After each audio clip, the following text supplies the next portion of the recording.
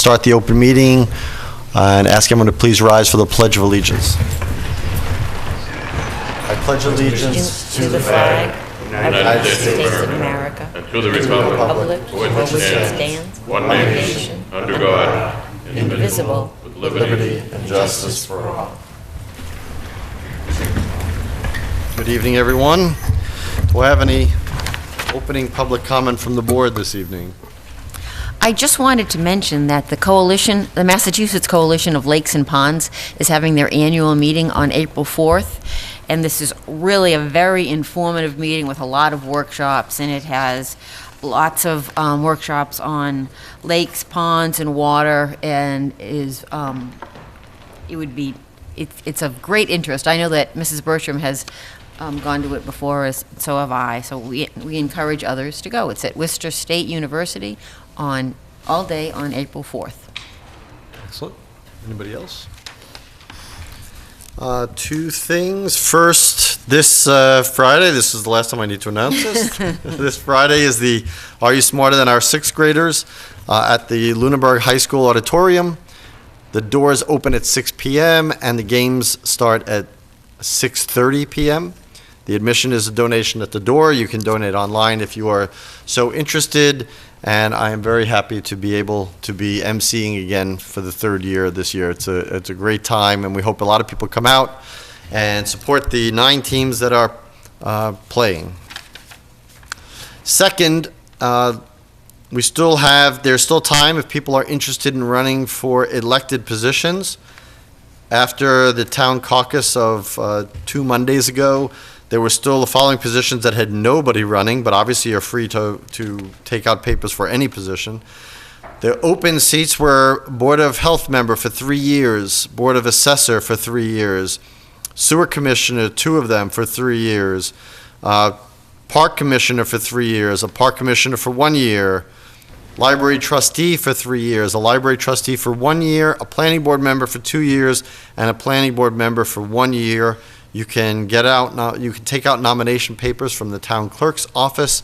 You would need to get 41 verified signatures by the town clerk, and they need to be submitted to the town clerk's office by 4 p.m. this Thursday, March 26th. So I encourage people who are interested to run and take out papers for those very important positions. Okay, do I have any public comment from the public this evening? Then we will start. 7:10, a request for Boys and Girls Club toll booth fundraiser for May 16th from 9 a.m. to noon. Good evening, Mike Mackin, 26 Cortlandt Circle. I'm a member of the Board of Directors of the Boys and Girls Club. I want to just take a moment just to thank the Board of Selectmen for the continuing support for the Boys and Girls Club. As you know, it's an incredible resource for the community, and you're part of what helps make this happen. As you know, we've done this several times before. We'll be run in a similar fashion. We're looking to use Town Center and the intersection of Electric Avenue and Whalum Road. We have our volunteers are all over the age of 18. They will be wearing construction yellow t-shirts this time. And we have orange cones that will be marked with flags and road signs indicating that there is a voluntary toll to make sure that everything is done safely. So we ask that we ask for your support. Any questions from the board? Any motion from the board? I would move that we approve the request from the Boys and Girls Club for the toll booth fundraiser on May 16th, 9 a.m. to noon. I'll second that. Any further discussion? All those in favor, please say aye. Aye. Aye. Opposed? None. Thank you very much. Good luck. 7:15, Purple Heart Community Presentation with Commander Leo Agnew. Good evening. Evening. I'd like to present Adjutant Tony Payne and Chaplain Betty Benoit. On behalf of the military of the Purple Heart Department of Massachusetts, we'd like to welcome Town of Lunenburg as a Purple Heart community. We'd like to present this certificate of acknowledgement the Board of Selectmen, being designated as a town in the Commonwealth of Massachusetts to be known as the Purple Heart Community, honoring all who have made the ultimate sacrifice and shed their blood, defending our country in all wars, from Lunenburg, Massachusetts, and honoring August 7th as Purple Heart Day each year. I'd like to present this to the Board of Selectmen. Thank you. Thank you. And we'd like to get a group photo if we can to put it on our website. Sure. Well, can you come down? Yeah, Sure, absolutely. sure. Let's stand, we'll all stand behind you here. Whichever is the best places for you. We'll stand with you where everybody's going to come.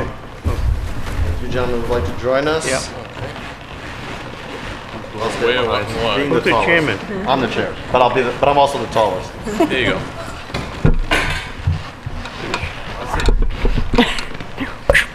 Get over there. Oh, please come in. You don't have to worry about the microphone. Whoops, we can step back. There we go. Whoops.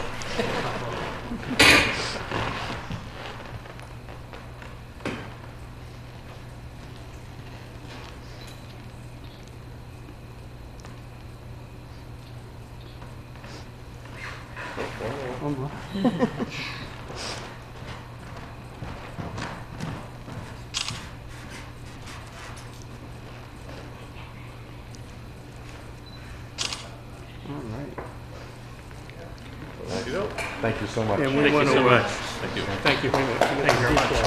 Thank you very much.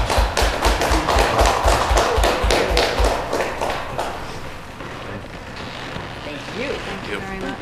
thank you. Thank you for your service. Thank you very much. Thank you. I'm an associate member. I don't want to take it. Yeah. Thank you very much.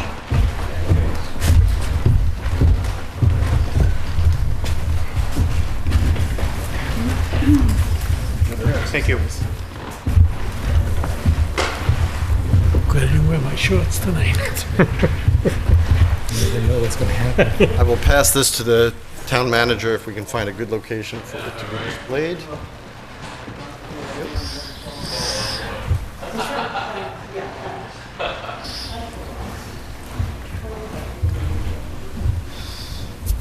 Okay, Lions Club requests to hold a spring roadblock on Saturday, May 9th from 8 a.m. to 2 p.m. This must be the day for asking for these things. And we have in our papers for this evening the request on their letterhead asking for this roadblock. This is something, of course, they usually do twice a year. This is the spring event, and then they have one in the fall. I'm assuming that nobody from the Lions Club could be here tonight, but again, these have been regularly allowed. I would make a motion to approve the spring roadblock for the Lions Club on Saturday, May 9th from 8 a.m. to 2 p.m. Do I have a second? Second? Any further discussion? All those in favor of the roadblock, please say aye. Aye. Aye. Opposed? None. E911 dispatch, change in Mass General Session laws. So recently, after several years of trying to make its way through the legislature, the bill allowing regional dispatch centers has finally been approved. And one little housekeeping matter that each of the towns needs to take is to take a vote to acknowledge and authorize the regional dispatch center. And this is really for the purpose of the employees having the ability to enter into the pension system.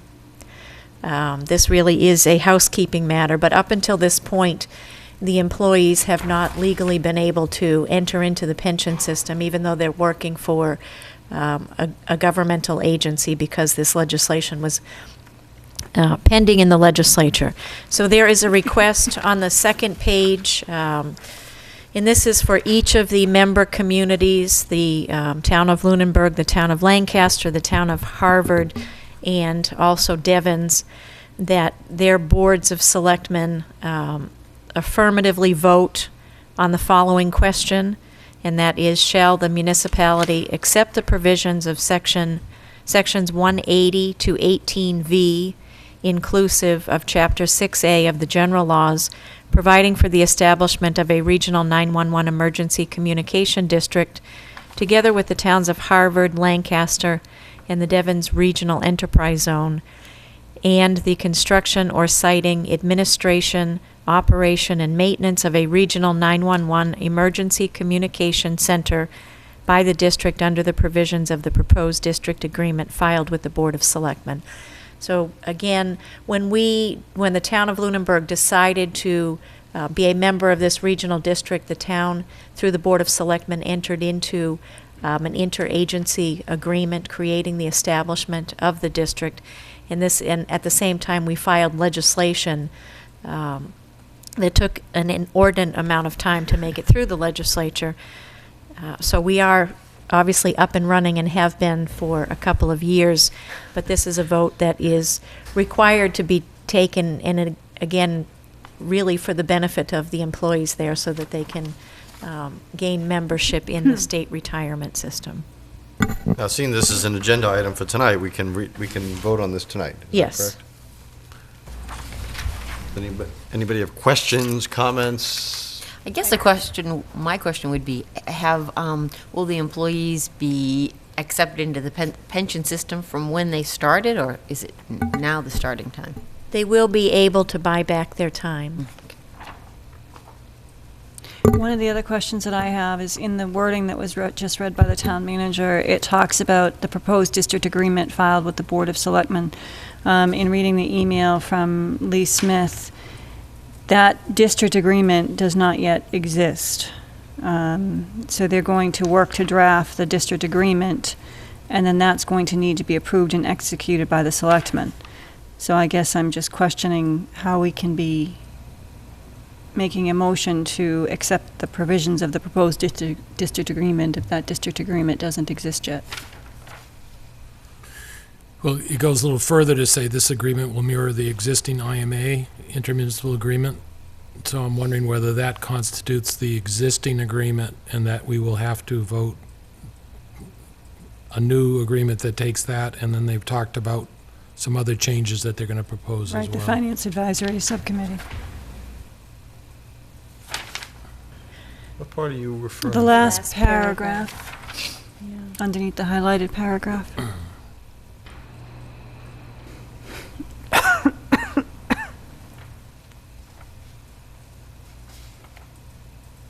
Yeah, I mean, so given the fact that we were just given this tonight, I would certainly echo Mrs. Bertram's. I mean, Yeah. they want us to approve something that has a district agreement that we haven't seen?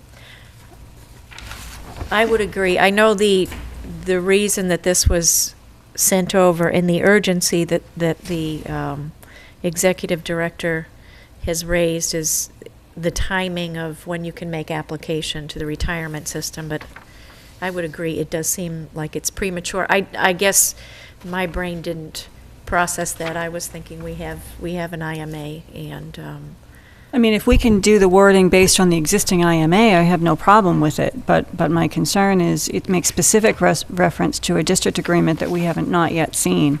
And I understand the deadline of April 1st, and again, I have no problem with modifying the wording, establishing the district under the existing IMA. I don't think you can But I don't know change- that we can do that. Because that's part of the act. So I just have a fundamental problem with. When was this passed, this legislation?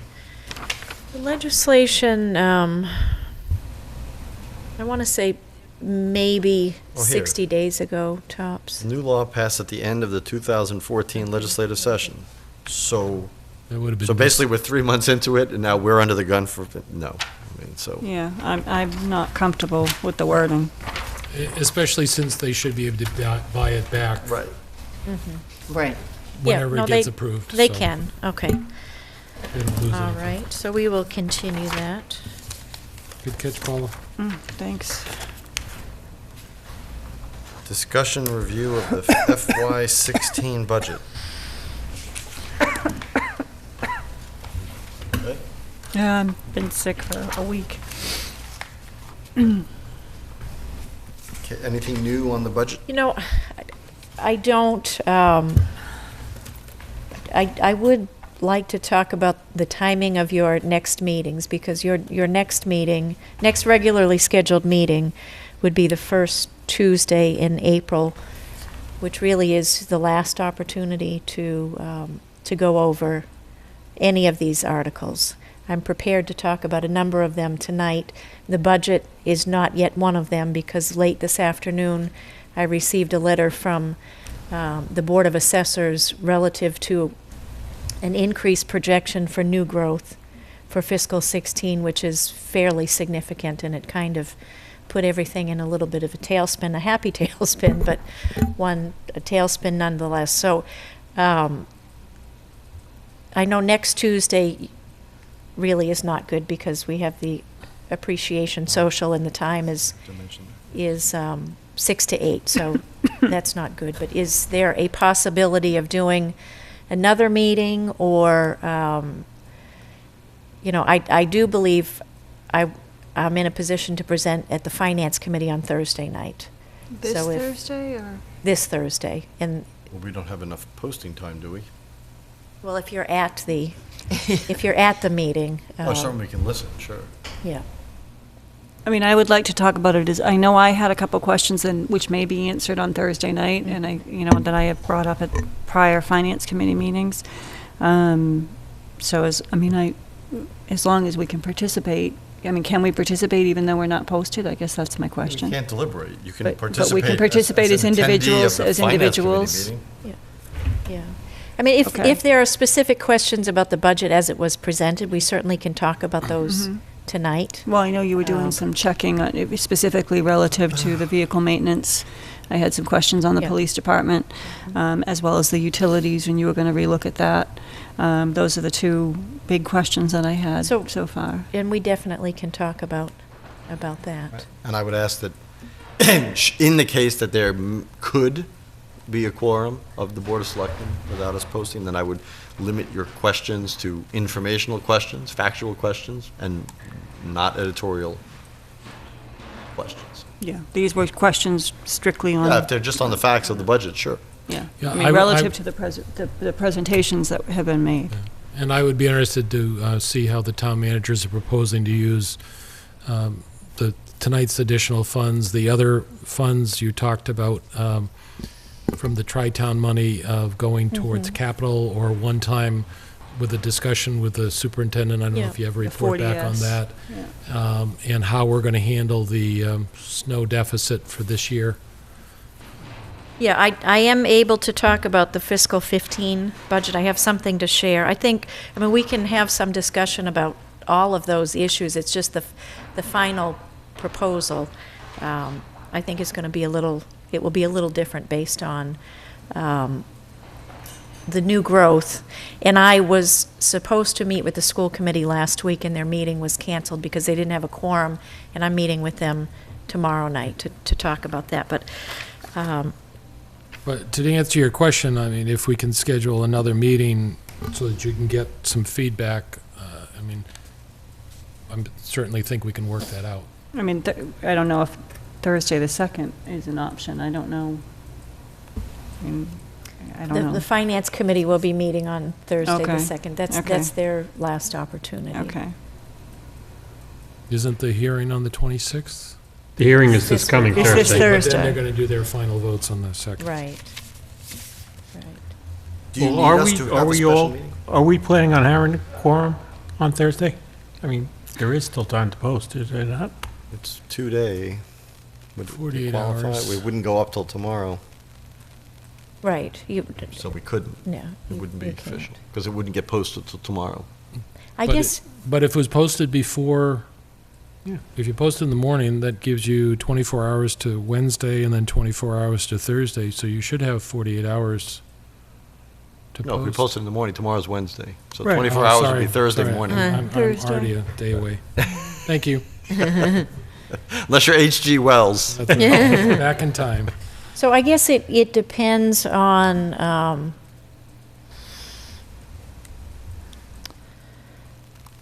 how much discussion there's going to be. I think some of these issues we can get addressed, but if there are issues that haven't yet been put on the table, then it's going to be hard to address those. So certainly we all have the ability to go anyway. It's an open meeting, so that's one thing. But I would ask the town manager, do you need us to schedule a special meeting? I think I do if you have significant issues related to the budget. Well, and I don't think we'll know that until we see the revised budget Okay, on so- Thursday. Right, and we're not going to be able to have one till Wednesday anyway, a week from tomorrow anyway. So if we find out that, hey, there's lots to discuss, then we'll try to get it. Is everybody free on The for first? like this? Is that what it is? Yeah, that would be the first. No, that would be perfect timing. The irony is thick. I've got the meeting with the library At 6:30. right, so we could do it at, And the school committee What's the meeting with presents the their budget library? at? that's not the board. Oh, That's okay. the town The manager. Okay. school committee presents their budget on that night. That Do they? I'm not They sure. may. I'm not sure. If it's not a good night, then we can. I'm just saying, we can I look think at they'll be Thursday. here. Or They'll- Monday next week. I guess the fiscal 16 budget is only going to get better Right. with the news from the assessors in terms of new growth. It's not going to get worse. So if, I know some of the issues that Paul has raised, which we can talk about. Bob has raised a few. Are there other issues that people have with the budget? And if so, it would be good to put them on the table now. And this is why we would want to have goals set, so therefore we would have already had some direction to you of found money, here's where we're going to go. So is the money that you're going to get from new growth going to go into the operating budget? Is it going to go towards the capital budget to move that down further? Is it going to go to some other, is it going to go to the snow and ice?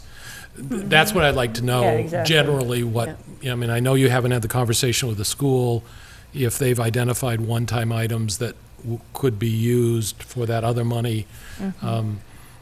You know, I mean, one of my concerns is obviously the projected school budget and what that impact is going to be. I mean, there's a lot of unknowns right now, and I'm not quite sure what that final proposal is going to be.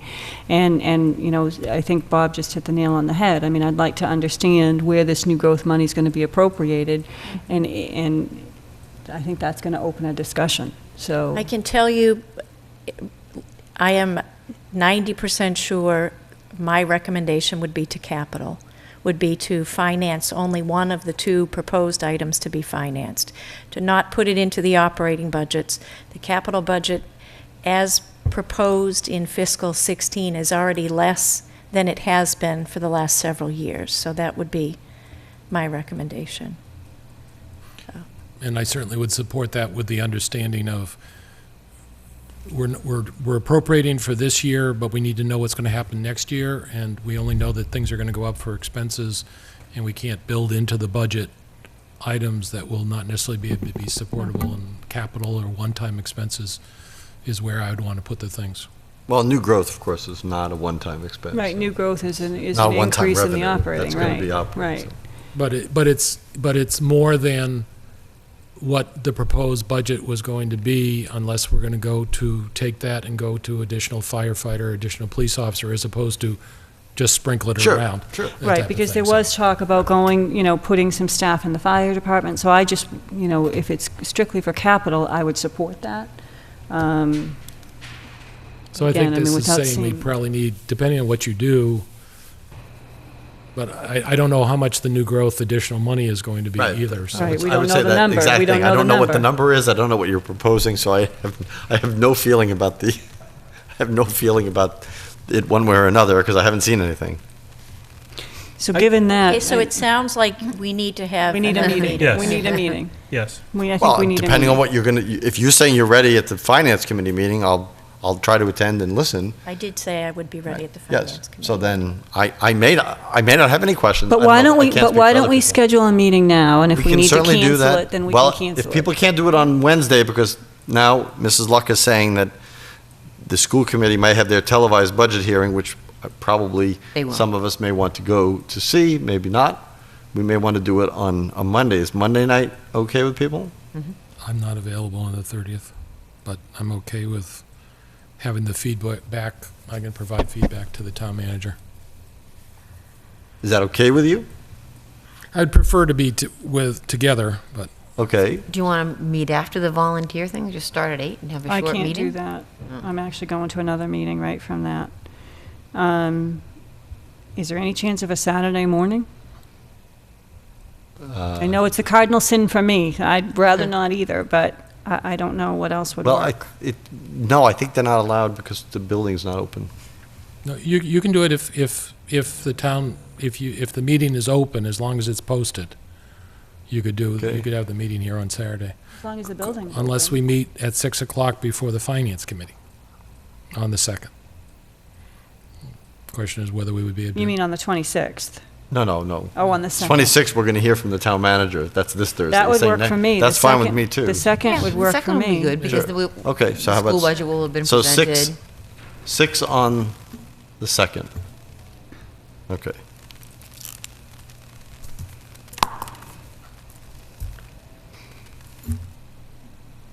You can see how complicated the budget must be. It took us this long just to get a date to have a meeting. And we'll probably vote in 15 minutes. Any other items or discussion points on discussion and review of the FY16 budget? Review and approve the draft of the annual town meeting warrant, which is before us.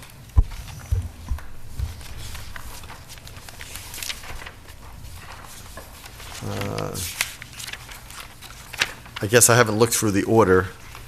So in the past, the chair with the town manager has gone through the order, so we can have this ready for people. I just want to go through it. It may be fine the way it is, I don't know. It's probably not fine the way it is. Probably not fine the way it It's is, probably okay. not fine. There are, we just put them in the order that they came in, and there's a gap between some of the financial articles. So I will call you and we can go over this. Okay. But we certainly can go through, I think you probably can even make recommendations on some of these, Sure. at least the ones that you see each year. The first article is the ambulance billing revolving fund. These are required to be reauthorized on an annual basis. You can only expend what is already in the revolving fund. There is a request for not to exceed $60,000, which is up from $50,000 in the current year.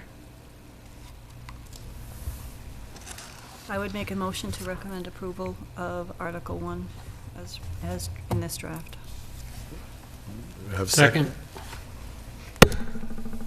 Is it possible to go through all the revolving funds and just talk about the times and then, as we do a town meeting, do as a consent here? Do a hold if there's a question. Right. Okay, the Just tell us any changes, if there are any, like the amounts that you just told us on the first one. there are no other changes. So all the other ones are just basically the Reauthorization. reauthorization of all the other revolving funds Yes. at the same levels. So that's Articles 1 1 to through 6. 6. Yep. I would make a motion to recommend approval on Articles 1 through 6 as, and I want to be clear that this is just as in this draft, because they may change. Right. Do I have a second? Second. Any further discussion? All those in favor, please say aye. Aye. Opposed? None. Article 7 is to hear reports. Article 8 is prior year bills, and we do have 3 prior year bills, which in total are $1,782. Can you tell us what they are? 2 of them are related to police, fire, medical bills, and the third is for supplies. What kind of What's the number? supplies? $1,782. The third was office supplies for a bill that came in right at the end of the fiscal year and was not encumbered. Okay. I believe it was for copy paper. I'd entertain a motion on that, since we have an actual figure. A motion to recommend approval of Article 7 and Article 8. I don't think we have to do anything with Article 7. Well, I guess we could, since we put it in. Second? All those in favor, or any further discussion? All those in favor, please say aye. Aye. Aye. All right, so this got approved, both of them. Number 9. Okay, 9 is the fiscal 2015 budget adjustment article, So we're not, it's not known which, yet, right? but I would like to talk about it. Sure. Okay. But we're not in a position to have you make a recommendation. If you flip over and, well, we're looking at some significant overages in budgets, the largest being the snow and ice budget. So the snow and ice budget, we're projecting an overage of $250,000. As I reported to you previously, we have submitted the costs of 4 storms to MEMA for potential reimbursement. The potential reimbursement is $228,609. So obviously, if we were to receive even any of that money, it would be a big help, but it's not likely that we would know about a reimbursement in this current fiscal year. So we have to plan for covering that without carrying it forward and causing a problem in fiscal 16. So I would propose that at this point that we use a supplemental appropriation from free cash to cover the snow and ice deficit. We have about $485,000 in free cash. There are several other adjustments that will need to be made through the budget, but we're going to accommodate them without any other supplemental appropriation. In general government, we have a projected surplus of about $106,000. $50,000 of that is the reserve fund. So we have a number of requests for reserve fund transfer that have been presented to the Finance Committee, but most of those would not legally qualify for a transfer from the reserve fund, because by law the reserve fund is set for unanticipated or extraordinary expenses. So fluctuation in utility costs, maybe, but not properly budgeting for your known costs is not. And what I found out in looking through some of the utility costs in particular, and I think I sent you something maybe on the library, that there was, I don't think the utility costs in the library were 100% properly budgeted. And there were some issues with that. We have, the bill from Unitil, then we have a third party that bills separately, and there was some confusion over that, which we've gotten straightened out now. But technically, the Finance Committee can't approve a reserve fund transfer, whether they wanted to or not, for something that's not extraordinary or unforeseen. So what we've done, what I'm proposing that we do is what we do most years, is we just take that back to town meeting and have town meeting appropriate it where we need it to be. So that's why we have a big surplus in general government.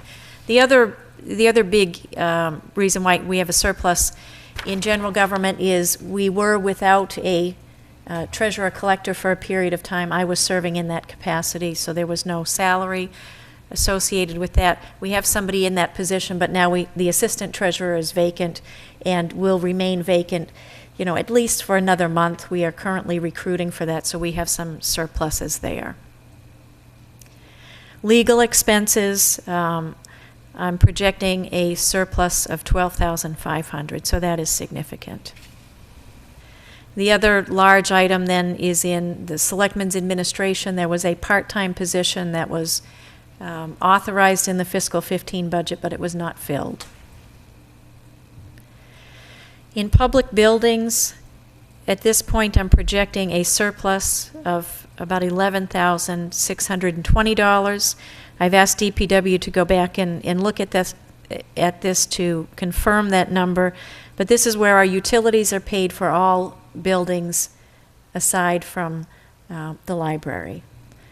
So the question that was raised about utilities, the utilities budget in fiscal 16, I believe that it's probably overfunded in 15. And even when you factor in the actual increase, and assuming that carries through 16, I think we have some surplus there. Some small amounts in central purchasing. In public safety, I'm projecting a deficit of about $20,000 in police lockup and about $28,000 in the fire department. Both of those are attributable to increased activity. We have a small surplus in injury leave of $3,000. With the inspectors, the plumbing inspector, the electrical inspector, the gas inspector, the way we compensate them is we give them a percentage of the fees.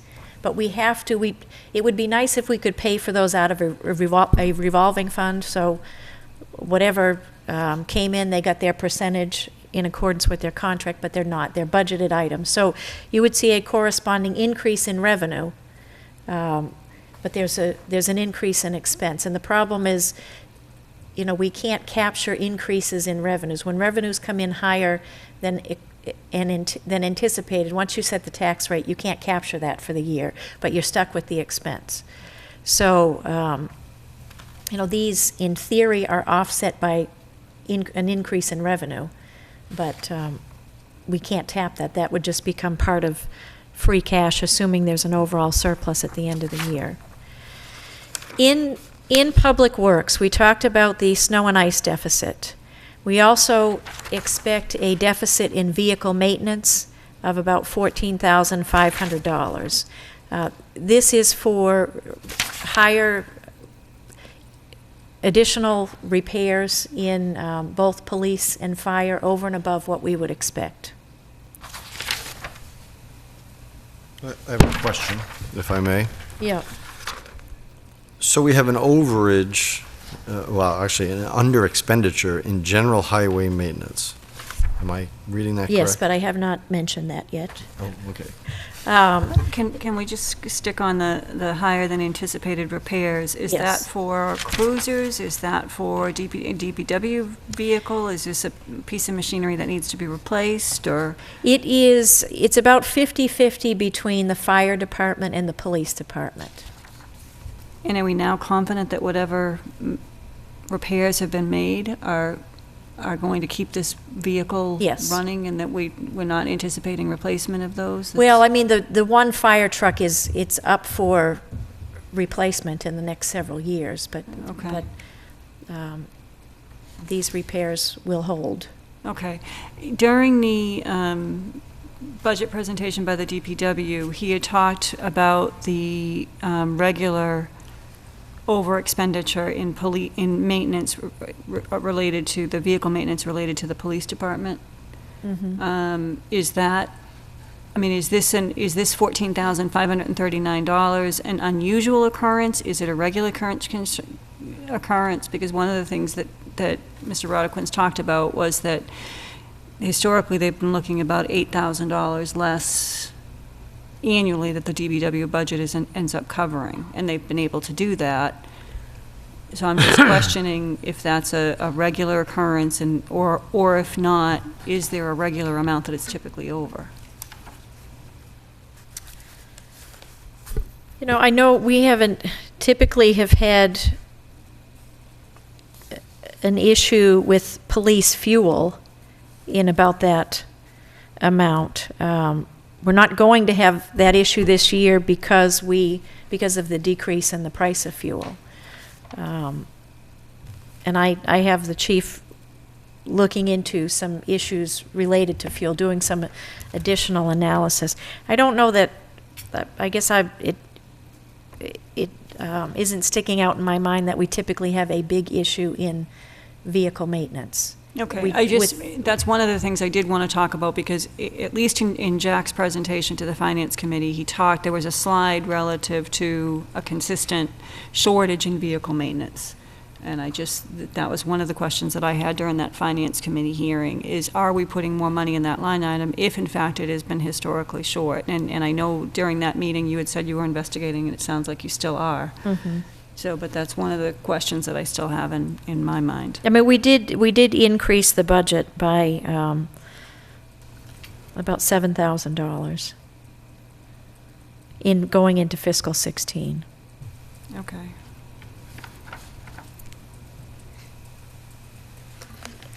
The, so back to,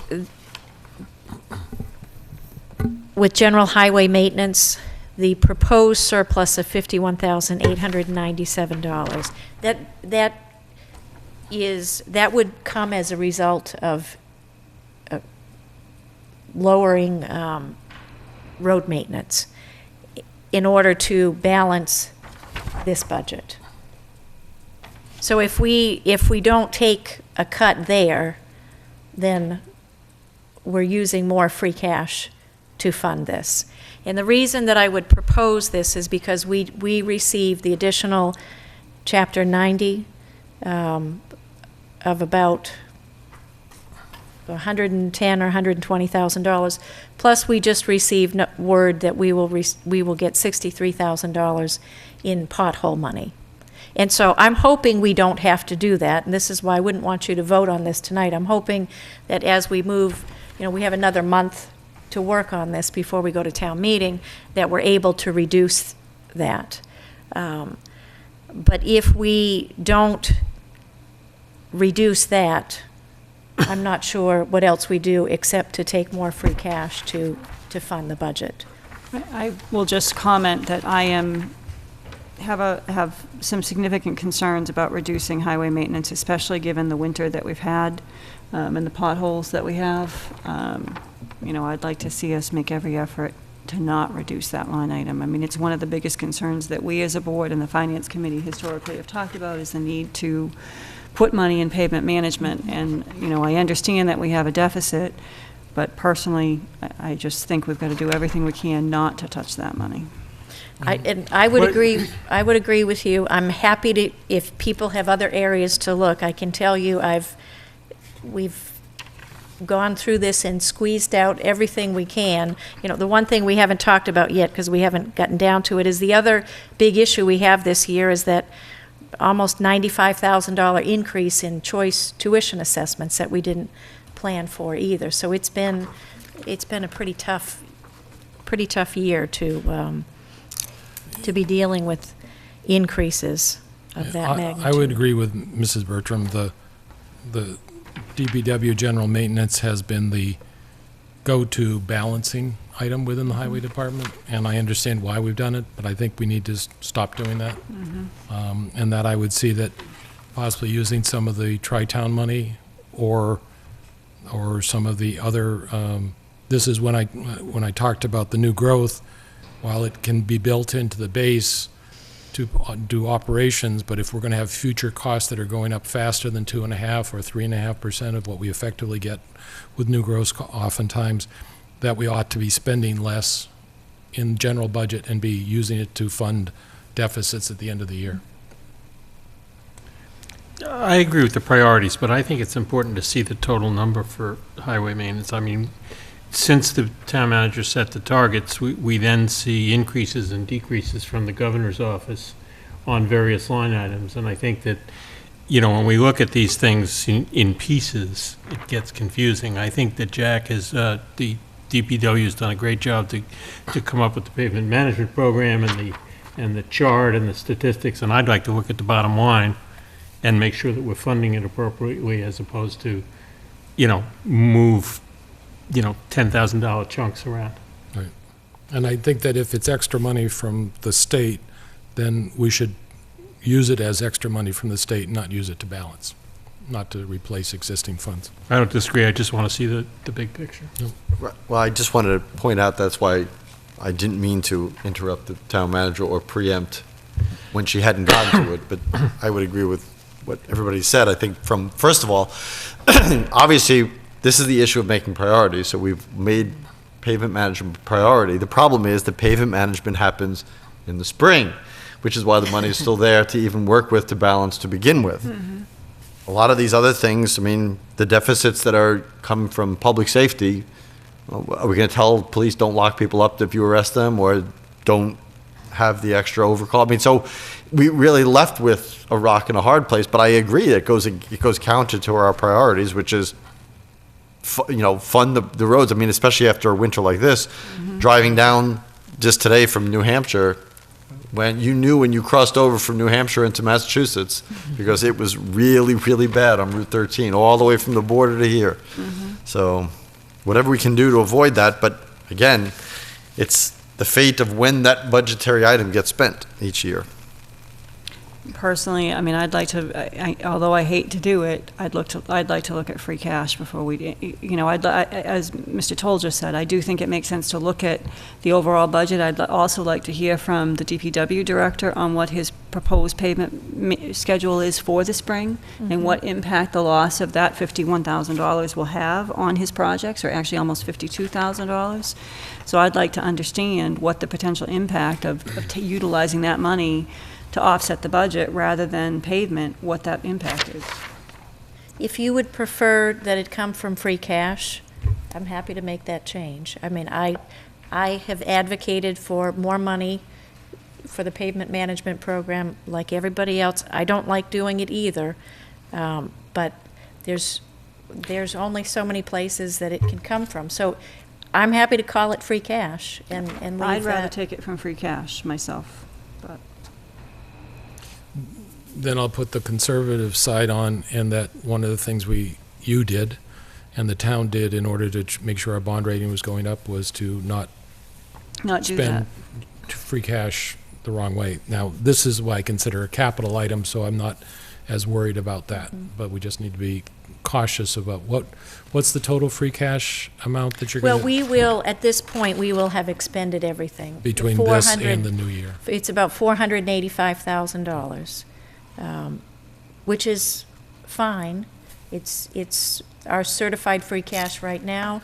Maybe our revenues have been pretty good in fiscal 16, and again, unfortunately, you can't take that into account, so I assume we will probably have something to go to free cash at the end of this fiscal year, but we will have used everything that we have. What is your sense, and have you heard any word about what we may get reimbursed from MEMA on that $228,000 potential? Is there a feeling that it's more likely than not? I mean, I realize nothing is in stone, but have you heard anything? The only thing that I have heard is that the costs associated with the first storm have been certified as we incurred as a region enough costs in order for the first storm to qualify for reimbursement. It hasn't been approved for reimbursement, but we've qualified. So that would be 75% of the cost for that storm would be in the neighborhood of about $45,000 to $50,000. And the other ones are just an attempt to put them all together as one Yes. event? Yeah. The governor has submitted an application to FEMA for all counties except for the 4 western counties of the state. Okay. So if that money came back, it would go back into free cash, so. Okay.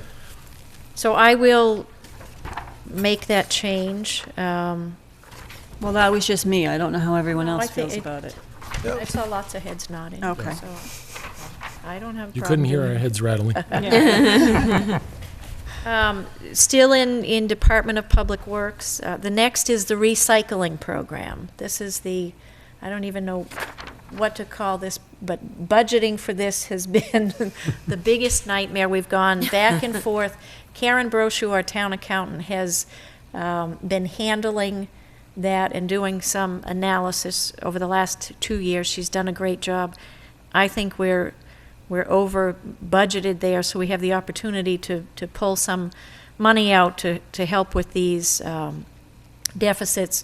And then one of the proposals for fiscal 16, which is different from the original budget, is to lower I was just that going to ask amount. that. Okay. Do you know what that number is that you're proposing for fiscal 16? I want to say it was $30,000, $35,000 reduction. Okay. So has the cost of recycling gone down? Well, we do receive credits. We have fixed costs. For the monthly program, there's a fixed cost. We receive credits for recycled materials. We also receive fuel credits. So we've received more fuel credits this year because of the reduction in the fuel price.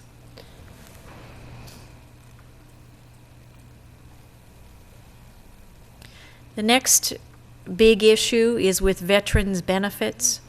We're proposing a deficit of $57,500 at the end of this year.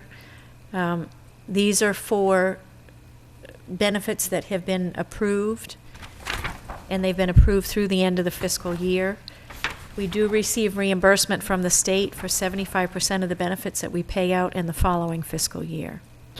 Is there do we have a target number from the Veterans Administrator or Veterans Agent relative to an expenditure for an estimated expenditure for next year? And what are you budgeting for next year? You know, all we ever get is when benefits have been approved, what the benefit amount is and what the term is. So it's not something that the Veterans Agent can kind of predict how many active people we have, or how many. I mean, I know it's a difficult number to quantify, but we're so off. I'm just wondering if we can get a better handle on that number. Well, I mean, we're so off now, and we've been so on for the rest of the time. It's just we have more people receiving benefits. Well, I mean, obviously we have more people in the service and we have more people receiving benefits, and I'm just wondering, I mean, I don't know what that process is as far as the Veterans Agent and what his involvement is. And I'm just wondering if there's any way he can kind of give us an estimated amount of people that he would anticipate receiving benefits in the next year. I mean, and have you increased that line item moving forward? Because having an idea of how long those benefits are going to continue is going to be critical in pinpointing the number for fiscal 16. I will see what I can do about getting some additional information on One of the that. benefits is for veterans that can't afford their funeral.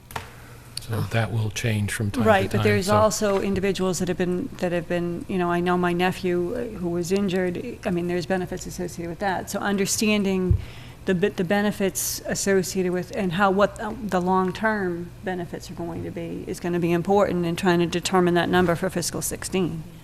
I mean, the benefits that people receive are typically for a 12-month period or less, and they're typically transitional benefits from when they're applying for some permanent benefit through the VA that is Okay, so it's paid. typically 12 months? 12 months tops. We get a lot of people that are 6 months.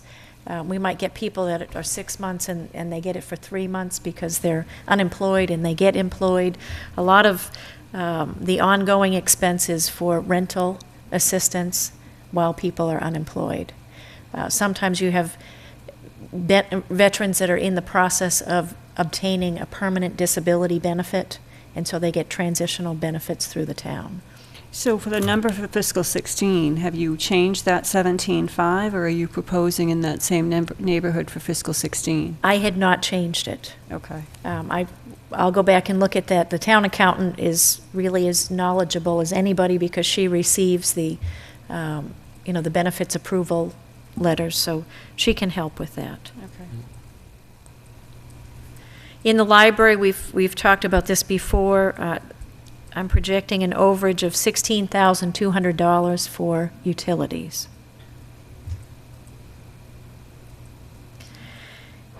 Next, choice tuition assessments, an overage of $93,653.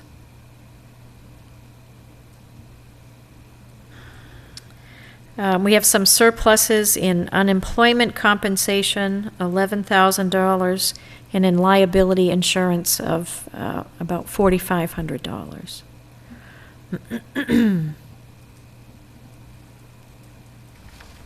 So again, this is something that we work on really up until the last minute. Your last meeting before town meeting, you will see this for the final time. We certainly can talk about it during the month of April, but we don't ask you to vote until just before town meeting, because things can change. Mr. Chairman? Mrs. Bertram. I did also have a question relative to the police budget, and I know we touched on it at one of our meetings. When Chief Marino gave his presentation, he talked about the inability to fund the Narcan program in his budget, and I understand there's only a set amount of funds available, but I would like to get an understanding of where we stand with that program and whether or not we're going to be able to implement it. I mean, obviously not the way that he intended, which was to have supplies for every officer. My understanding, based on his presentation to the Finance Committee, is now he's looking at one kit that will have to be transported, between the shifts back into the building because it can't stay in the car.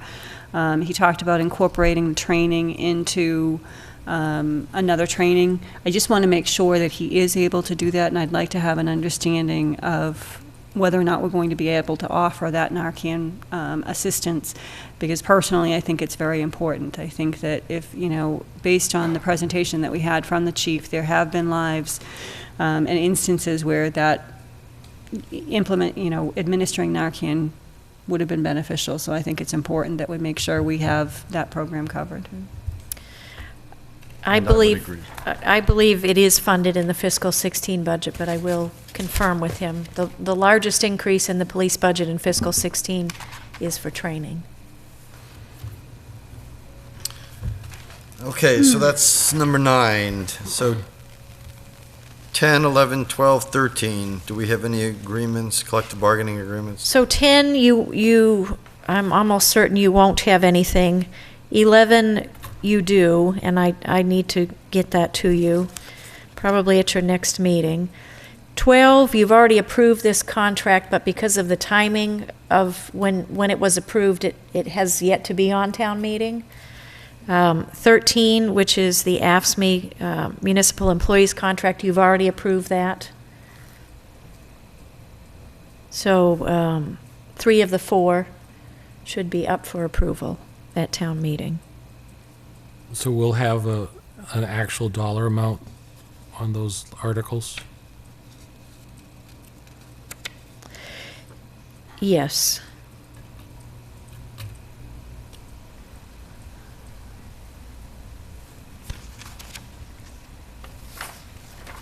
I hesitated because the contracts are always tricky when we put money in a reserve fund, and so you're not appropriating anything additional, you're transferring money. The police contract, that's already in the police budget. We certainly, when we make the presentation at town meeting, can show the costs of it, but the police is already in the budget, in the police department budget. The other 2 probably are coming from the salary reserve account. Okay, Article 14 is the capital plan. And that, as I mentioned, I'm likely going to propose an adjustment to the capital plan. So there's nothing to do tonight. Stabilization fund.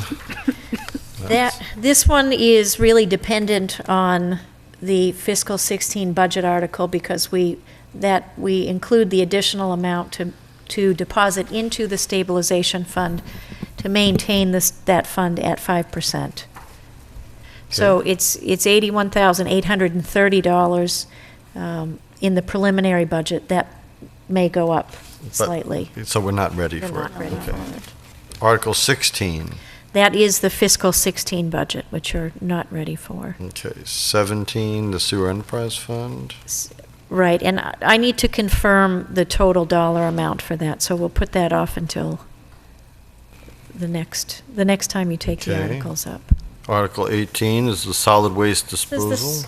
Yep, and I have just a quick spreadsheet to send out to you.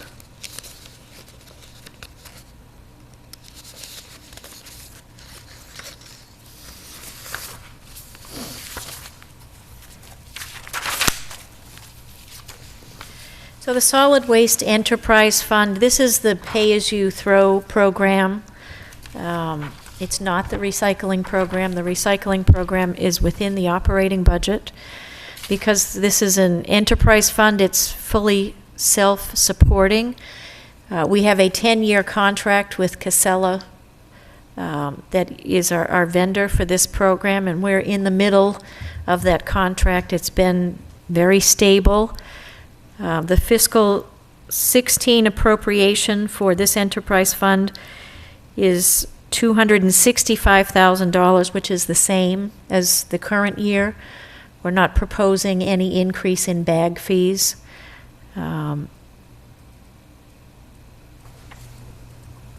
So what you see here is slightly less than $265,000. I've just rounded it up.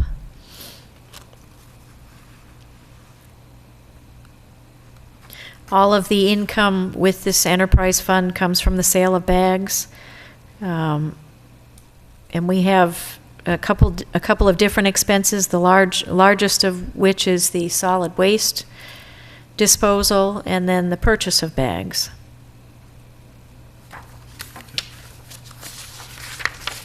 So this is the actual amount? Yes. Would anybody like to make a motion on what is currently Article 18?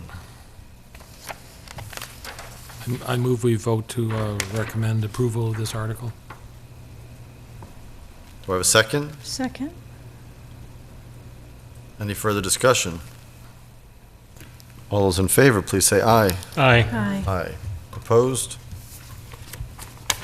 None. 19, we don't have a number.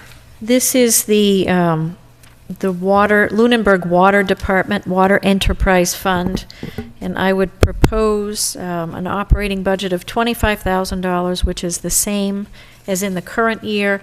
The water department has, I believe, 5 customers. We don't typically expend anything. This amount would be if we needed to make some sort of repairs or something to any of the infrastructure associated with the water department services. I would make a motion to recommend approval of Article 19. Well, we don't have a sum of money, I right? thought you said it was $25,000. Oh, you did, You I'm just sorry. said $25,000. Okay, do I have a second? Second? Any further discussion? All those in favor, please say aye. Aye. Aye. Opposed? None. Article 20, motor vehicle use on Whalum Lake. Who submitted this article? This was The police submitted chief. by the police chief. You might remember a couple of town meetings ago, we rescinded the bylaw relative to this because to usage of Whalum Lake, because it was outdated. And so we rescinded that, and he's resubmitting something that is more in accordance with the activity on the lake. If you would like, I can schedule him to come in and present his articles Well, to you. I will take this opportunity, since obviously this is the first article that we've come across with this, but anybody who's proposed it who wasn't the Board of Selectmen, we'd like to schedule them to come in and explain, the articles that they put forward. Possibly with the exception, well, even the planning board, because I know they have a lot of zoning, just somebody as a representative, they'll do it on their televised meeting, but it would be nice, at least in review, if either the land use director or somebody from the planning board could be We here. can do that, so we can I schedule that. will tell over you, the- just briefly looking at this, and I'm interested to hear the presentation, but I have some significant concerns about this bylaw as proposed. One is the hours of operation, which is not in accordance with state law. And second is Section 6, which is no vehicle shall enter except by public access. If there is private property that abuts the lake that has access, I would have a problem with prohibiting them to enter the lake via their own property.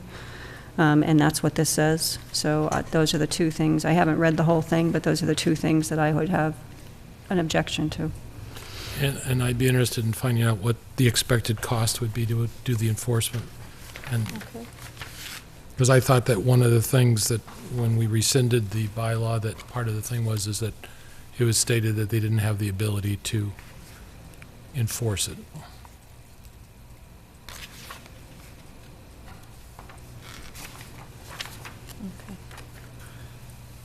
So over your next couple of meetings, we can schedule people to come in to present their articles.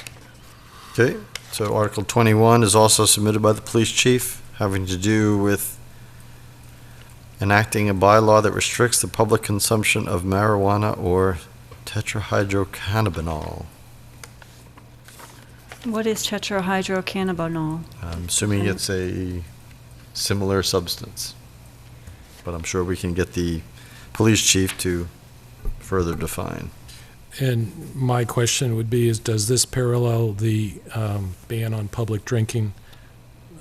I'd have less issues as long as it parallels that. Yeah, I think we need an Because- explanation. Yeah, I really need Drinking an is legal, but explanation not on in this. public places, and so if marijuana becomes legal, we will be prepared for that, but it's also, they also address people that have a prescription. Yep. So we'll have to hear the explanation and the presentation. Article 22, see if the town would vote to enact a bylaw authorizing the Board of Selectmen to license suitable persons to carry on the business of pawnbrokers, buyers and sellers, or dealers in metal. So, wow, Wow. that's a nice one. Who submitted this one? The police chief. Yeah, we definitely need a presentation. Wow, this is from the police chief? Really? Okay. Now, we have at least, is the pawn shop that on Summer Street, is that in Lunenburg or Fitchburg? Does anyone know? I don't think we have a pawn. I believe it's in Fitchburg. It's in I was going to say, Fitchburg? I don't think it's, Okay. any we don't have any pawn shops in Lunenburg, which is why I guess this is a request. It just seems like an odd place the request to come from. Well, it also goes to the materials.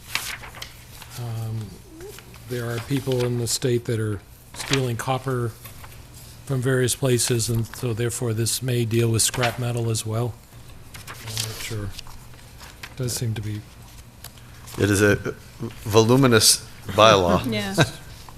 There are many voluminous bylaws. Yes, the next one but this one also. hasn't seen the light of day compared to some of the other ones. Article 23, also submitted by the police chief, to see if the town will vote to enact a bylaw to restrict sexual offender residency and create sex offender safety zones. So again, this will need a presentation. We're going to need a good chunk of the Yeah, chief's time, I yeah, think.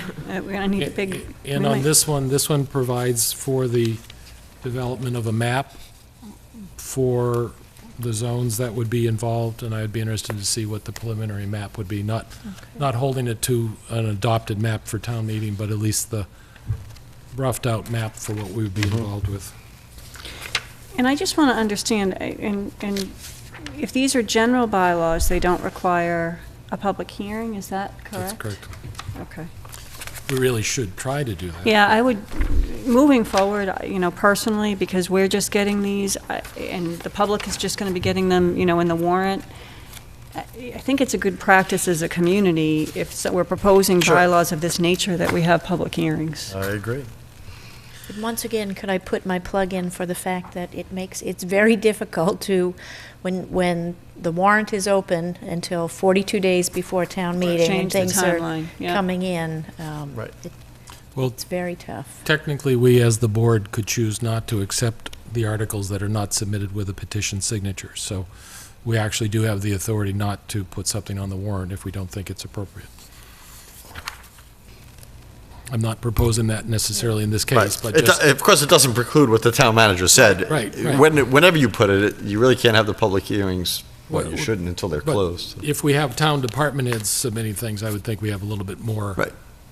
guidance that we Right, we should be can, providing. right, a policy.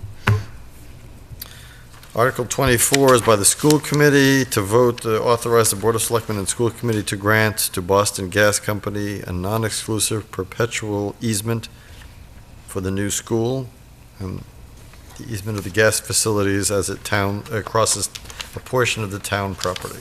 So this is something that the school committee or the selectmen in the past, you can grant a license, but an easement can only be granted by town meeting. So there are, the school committee either has or is in the process of granting these licenses, but then to convert them to permanent easements through town meeting approval. And so 25 is one similar, granted to Unitil. And number 26 is Oh, no, 26 is something different. So 25 is similar just for electric as 24 was for gas. Yes. I'd like to see the plan. I don't have a problem with the concept, but I'd just like to see the plan. Okay. Now Article 26. So 26 is, we talked about this with our financial advisor a couple of months ago when we talked about financing the school project. We had a discussion about whether or not the premiums that we received through the financing should be used to pay the debt service, to offset some of the debt service, or to reduce the total authorized debt.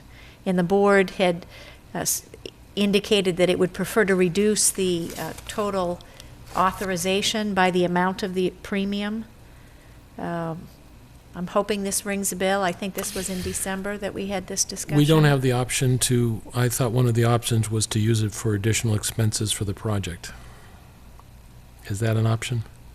No, I think the two options were either to just use it to fund debt service or to All right. reduce the total authorization. Mm-hmm.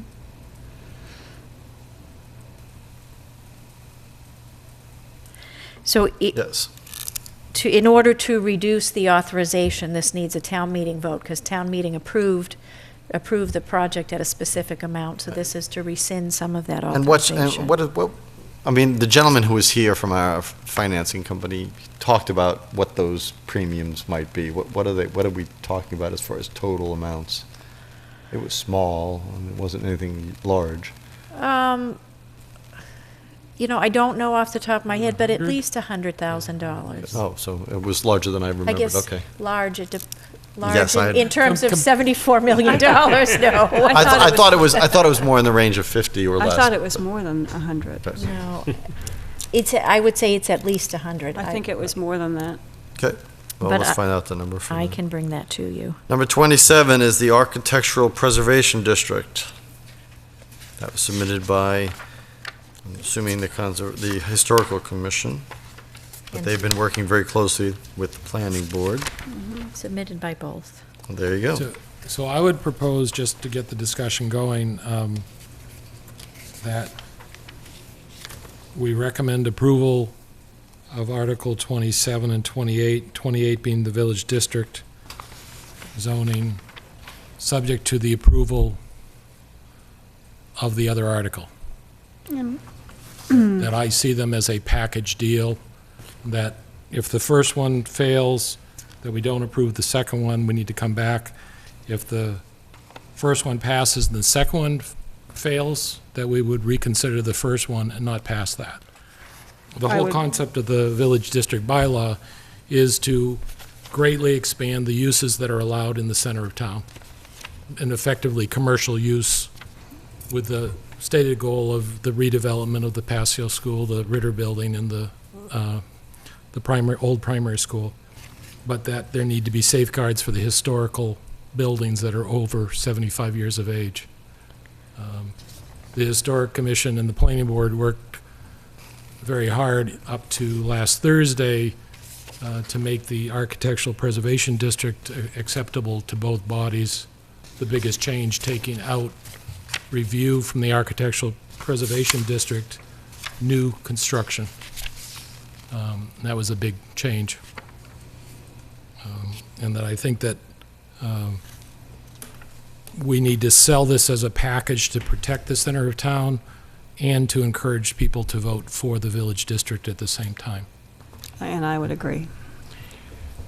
I would disagree, and I think we've kind of had this conversation a couple of times before. I would like to start by saying I think that the Historical Commission and the Planning Board have done an exceptional job improving and addressing many of my concerns. I think the objective of the village bylaw was clearly to allow some motivation to encourage development in town, to give us an opportunity to market underutilized properties that the town owned, et cetera. And I'm And I'm thrilled that they've worked so hard to make both of the bylaws much less restrictive towards that objective. By the same token, I don't believe that they need to be so closely tied together that if one does not pass, the other cannot pass. There is language in the village bylaw that refers to the architectural protection bylaw, refers to approvals required and the boards, et cetera. I do believe there's some protection that is required as part of the village bylaw. But if the town believes that most likely the architectural doesn't get approved, I would hate to see the village district bylaw not even go to their vote. What I see as a potential outcome is that the village district bylaw passes, but requires some further work on protection for the historical district. And there's timelines built into the district bylaw that allow for that. But I certainly understand your point of view. And So there are two major things that have gone on in the village district is that they've eliminated the lot size in the district. So therefore, any of the existing properties can be subdivided to smaller uses, assuming that they can meet their parking requirements. Without the village district, any of the buildings would be subject to the demolition delay of 6 months, and then after that, it would be gone. And if we want to go back, and before I get to that part, the other thing is that this is allowing commercial properties in the district with, if you did this without the architectural preservation, then as far as I'm concerned, there would be incentive for anyone to take any of the historic structures and decimate them. And if there's a concern about going back and having another time to revise the architectural bylaw, then I would say that we should pass over and do them both as a package going forward. And I know you're at a different point at this point, but I will be actively opposing the village district if the architectural preservation district isn't a part of the package.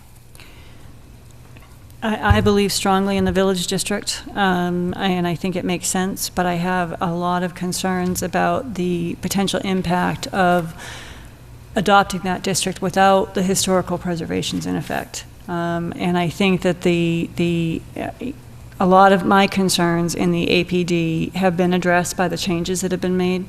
And I think that it's imperative that we tie them together, because without the protections to make sure that our historical buildings are not torn down, without the APD, that could absolutely happen, because all that we would have in place is the demolition delay bylaw. And you know, as was noted in the planning board village district bylaw, there is reference to an APD. So in fact, the village district isn't going to be implemented until such time as the APD is implemented. So I think that if we have to go back to move forward with a revised APD, there's no reason to put forward the village center district without the APD. So I think they do have to be a package deal.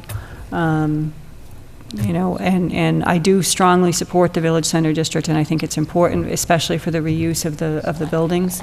But I think the potential, as Mr. Ebersol said on a number of occasions at the planning board, the unintended consequence of adopting the VCD without the architectural preservation district, I think is just too risky for me at this point. Did the planning board vote to approve both? I didn't make the planning board meeting last night simply because I've been ill, but I can't answer that. I know that the work session that they had, and I attended as long as I could, that they were working very closely together. This is something that is of such weight that we certainly don't have to come up with a recommendation to be printed. We can certainly wait till we hear from the Historical Commission directly and from the Planning Board, and maybe even from the public at town meeting, because maybe somebody will come up with something that nobody else has seen. I actually would like us to take a stand and send a message. And that's why I would like to make a motion that we approve recommend approval of the two articles, subject to the town meeting approving both. There's not a second on the motion yet, right? So Right, we there can't isn't. discuss it. Well, you can certainly I can discuss. I can second it I'm going to second it for the point of discussion. I don't necessarily disagree with that, but as we are having the police chief in, I would like to have a representative from the planning board in to talk about their position on tying the two articles together before we make a recommendation. I would like to hear from the planning Well, we board could and certainly do that. potentially the historical commission. I would say that to the point that the village district opens up zoning for town center in a way that it has not before, I would probably agree with Mr. Ebersol that preserving it, if any one of these is going to pass without the other, I would say the architectural preservation can pass and stand without the village district, but not the other way around. And Because I would think agree. it just opens up properties in town center for new zoning and new opportunities that could really undermine the integral historic character of the current district. And I would agree with that. I actually agree with that the APD could stand on its own before the VCD. So, but I, as we are asking other boards to come in, I would like to hold off on making a vote on this until we have someone in to talk to us. So we have one who wants to make one who wants to wait. What do the other members want to do? I'm ready to vote with. I could not support joining the two and making that a condition. I certainly understand where you're coming from, but I can see the protections required as being necessary, but the structure and administration of the architectural protection bylaw being not palatable to the town, and the vote be based on the fact that the architectural bylaw includes a five-person committee that makes those decisions, that is heavily weighted towards the historical side and the prevention of development. And I can see that perhaps being a deciding factor, whereas the protection of the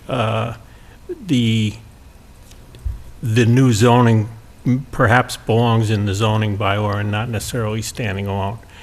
I think they've done an excellent job eliminating a lot of my concerns. I could probably support both of them individually. I could not support tying them together as a condition for passing either one of them. If the consensus is to go ahead and vote, I will say that I would vote to support the two, because fundamentally I think it makes sense, and so I wouldn't, if the decision is made to move forward with the vote tonight, I would support tying them together. I would put language in the Village Center District bylaw in the recommendation. I don't know that I would put it in the APD, simply as the chairman stated. I think that could stand on its own. I think that affords a lot more protection for the historical buildings in town than we have, and I would like to see, honestly, more of that. While we do have the demolition delay bylaw, I don't think it's enough. Well, the demolition delay bylaw Right. doesn't do very much. It Right, doesn't really have real exactly. teeth. It's just a Exactly. waiting game. Exactly.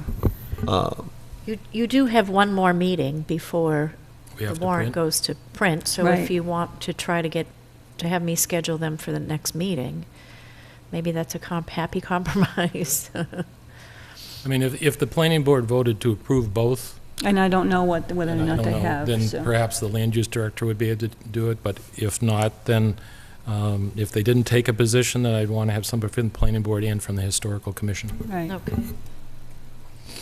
I have a funny feeling that's going to be a lengthy discussion, so We'll- plan We'll accordingly. We'll bring the police chief Between the that night. police chief and yeah. I didn't say it was going to be. I didn't say it was going to be an adversarial discussion. I just said it would be lengthy. He No, just for means him to long. present his article. Oh, okay. Well, that may be We lengthy might have- too. That may be lengthy too. Might have to so- work on the marijuana one while we're getting ready Yeah. for it.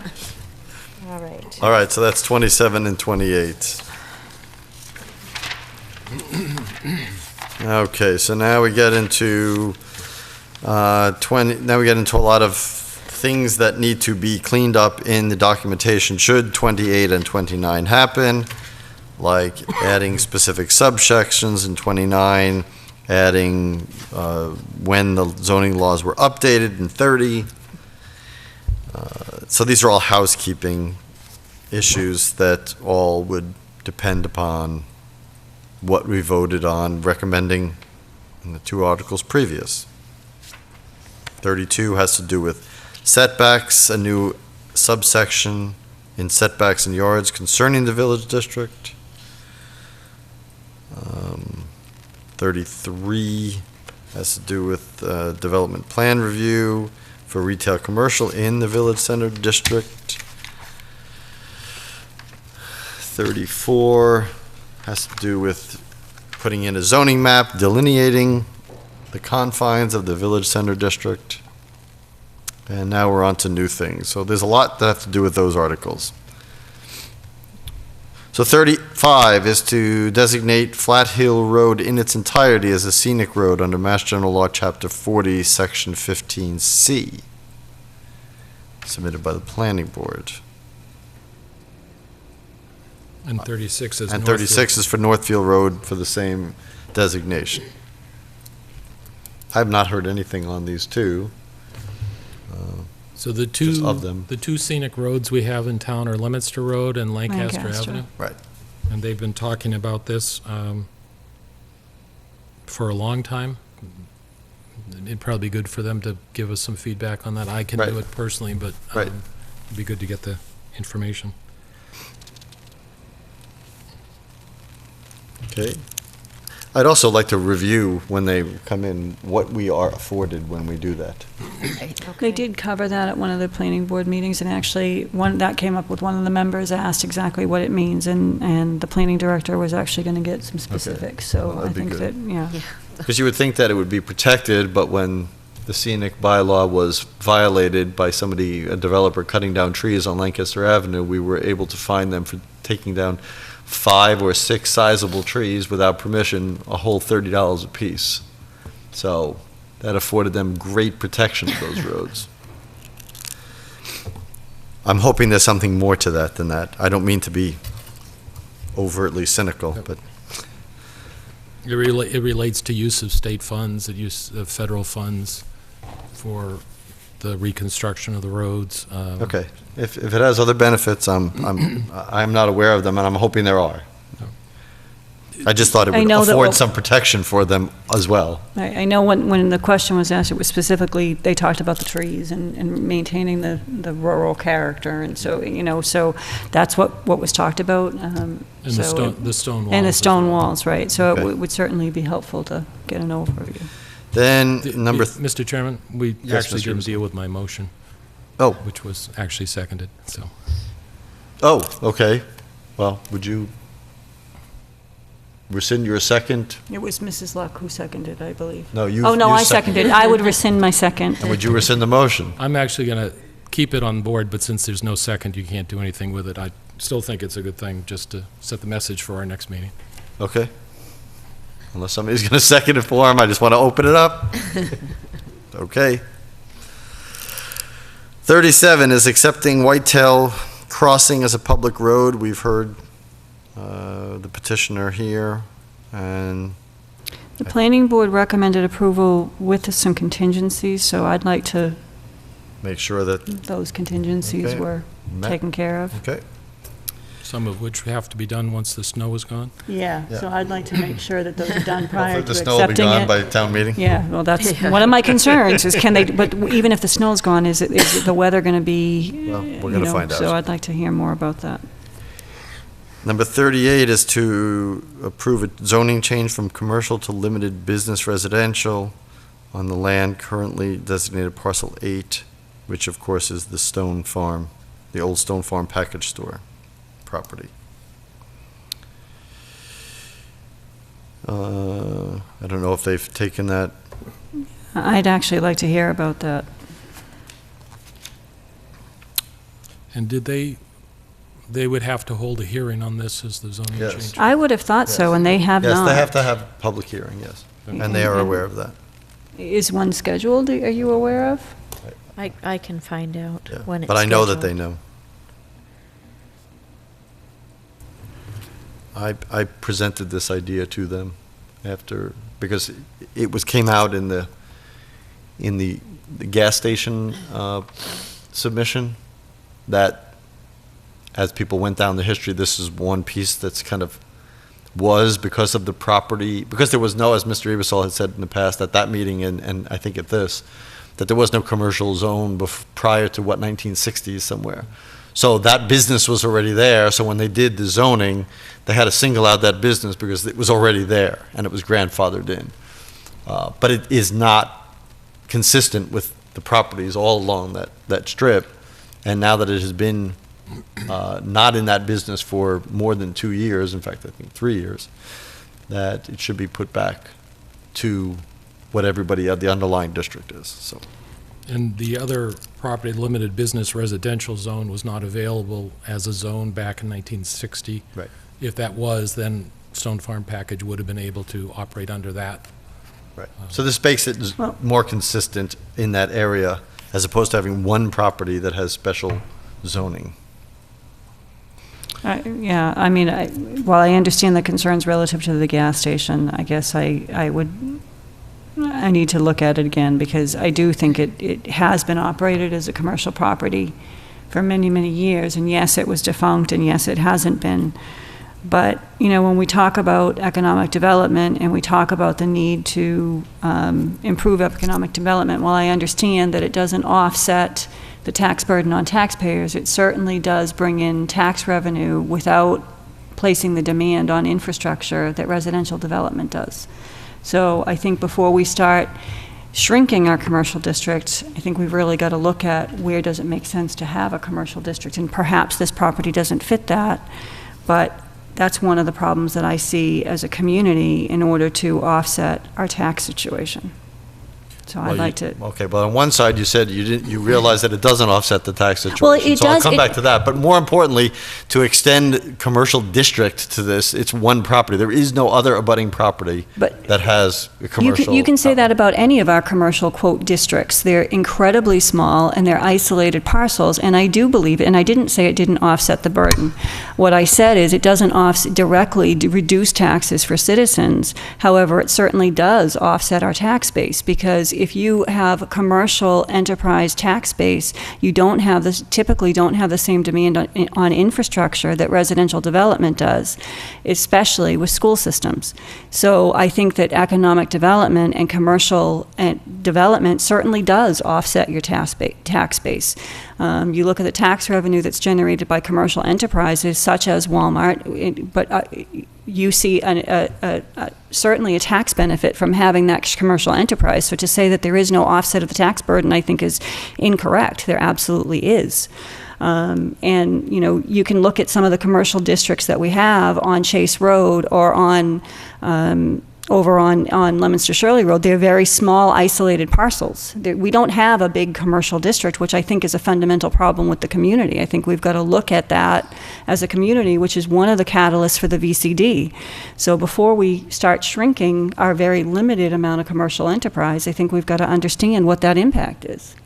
I think part of the problem is that commercial is such a broad use beyond what would be typically used in that area. So I would ask the planning board to provide us for a comparison of what's allowed by right in commercial and special permit compared to the limited business residential. I would agree with that. Then we'd be able to see what sort of economic development we'd be able to maintain.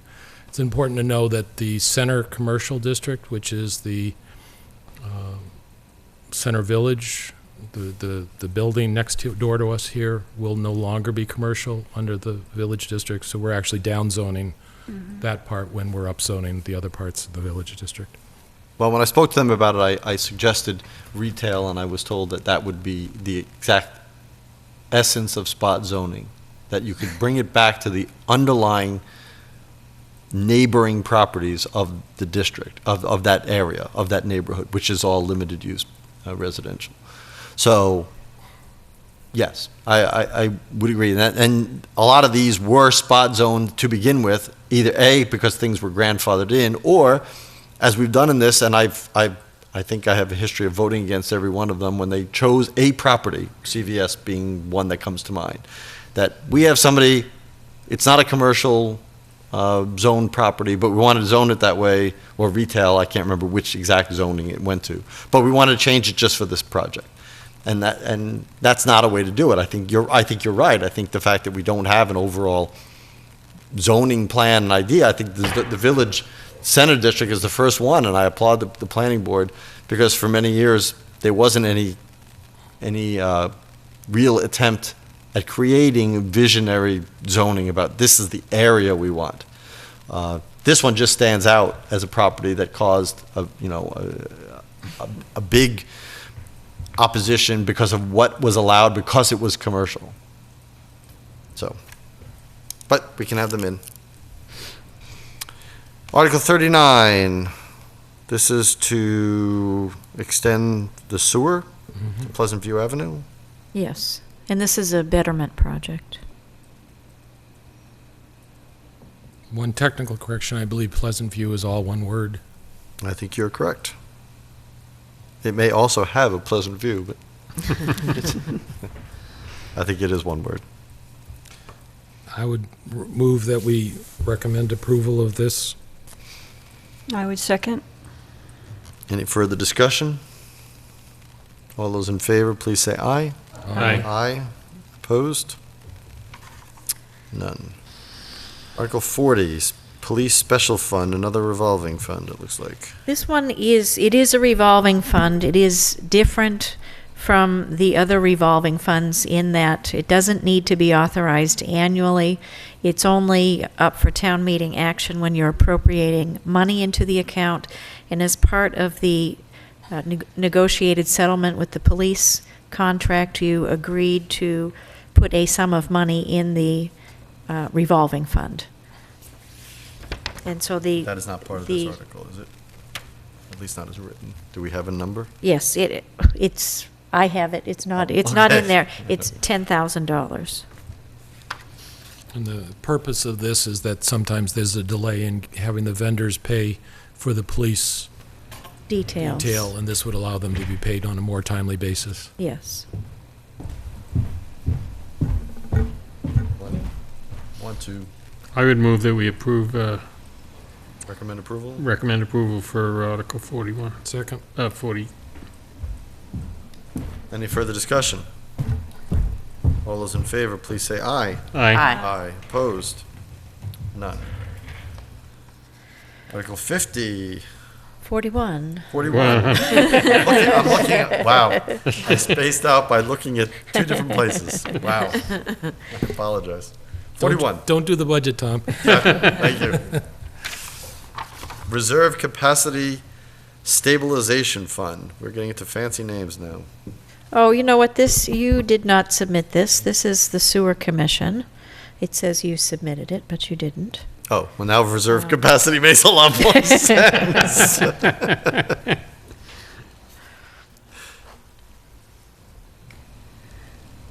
And we can invite the Sewer Commission to come in and present their 3 articles. See, if you listened to you. the Finance Committee last week, you know exactly what the $617 has to do. Your Sewer Commission is here. That's I didn't right. realize it, so you could ask. You could ask. I don't know if he's prepared or wants to come forward. I think he's always prepared. It'd be good, we could take a vote. I think this is pretty Sure. controversial. You could tell us your Good budget. luck. Come on down. I didn't realize he was still here. He'd probably tell us the budget This one's amount. also. Carl Luck, 50 Sunset Lane. I could get the whole presentation if you make me. I'm sorry that's decommissioned. You'll have to do it. Cliff Notes is fine. The one you're talking about now, the capacity stabilization fund. The capacity fee was something that we put in place. It came as a result of our negotiations with Fitchburg for the IMA, because we had no capacity left at Fitchburg, and we had people that could connect, but we had no capacity for them. So part of the IMA, we agreed with Fitchburg that we would support a capacity expansion project on John Fitch Highway. So we signed up to partially support that, and it's going to cost about $18,000 a year. So we already had in our policies and bylaws the ability to put a fee on capacity, because we saw this coming, that we weren't always going to get free capacity, and the day has come. So we now know that additional capacity is going to cost us money. So we have to pay for the Fitchburg capacity. Highfield Village is the first people. We have an agreement with them. They are going to pay this exact capacity fee that we're implementing, and every new connection, and for anyone who hasn't been bettered, so extensions, private extensions, betterments going forward, will pay a capacity fee. We have a ways to go to cover the Fitchburg fee of this $18,000 a year, but this fee will outlive that, because there will be another requirement for capacity in the future. So what this gives us the mechanism to do is to take these fees that are part of the connection fee now, they're paid at connection, and set up this account. And this is the first, last year we had a whole $617 available, because we haven't started paying Fitchburg yet. So that's everything we collected. But in order to keep it somewhere, we needed to establish this stabilization fund. Okay, gotcha. Any questions on the Pleasant View one-word betterment? No? No, I think we voted. You're to okay on approve. that? I think we voted to approve it Approve, already. yeah. Yeah. Thank you. You may want to hang out here. I I would, think you have a few things. I would make a, No, he make a doesn't. motion to recommend approval of Article 41. Second. Any further discussion? All those in favor, please say aye. Aye. Opposed? None. Okay, I'm sorry, this was, the next one is about sewer, but it's not. Yeah. Okay. Okay, so Article 42 is to establish a revolving, there's a lot of revolving around, a revolving loan program under the jurisdiction of the Board of Selectmen for purposes in assisting income-qualified town residents to replace or upgrade septic systems or connect to town sewer system, and to authorize the Board of Selectmen to enter into an agreement with Massachusetts Regional Planning Commission to administer said fund. So this is similar to what the Board of Health did previously. All right, this is the article that I proposed, actually, when I was working at EOCD. They gave money, EOCD gave unrestricted funds to the town for this purpose, and all the property owners have since repaid that money, and we're looking at over $100,000 worth of funds there. And since we now have two elected boards that are involved, Board of Health and Sewer, I thought it would be good for the selectmen to be in charge of this. Massachusetts Regional Planning Commission administered the last program, and they are willing to administer this program as well. And that it would be for the purposes of, as Mrs. Bertram talked about at the previous meeting, for systems that need to be upgraded, that were of a sensitive area in town, and there would be consultation with the Board of Health on that. And on the sewer, the property owners have the ability to connect using the betterment process or a privilege process, and they may need some financial assistance separate from that over a different period of time.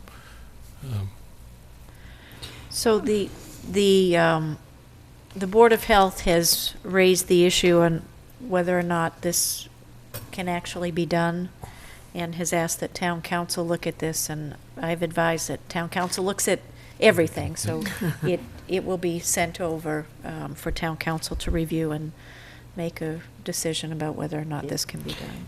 Yeah, and I guess I support the idea of the program, and I absolutely support the awarding that money that was raised and recirculating it to needy situations. I guess I would just question the administration of the program under the Board of Selectmen. I know that the Board of Health previously administered the program, and I know there was a lot of thought into the application process, and the Board of Health agent actually regularly went out to anyone who submitted an application and inspected the properties. And so I think there's a lot of work that the Board of Health would have to do, and they will be integrally involved, and I just question why not have them administer the program, as they have done in the past. So that would be my comment. And part of the reason I was doing it is that this money has been around, it has not been implemented, it could have been for a long time, and since it's two elected boards, the Board of Health doesn't have any authority over the sewer connections, and Selectmen, the Sewer Commission doesn't have any jurisdiction over the Board of Health, and I think this would be do the King Solomon's way of getting it done.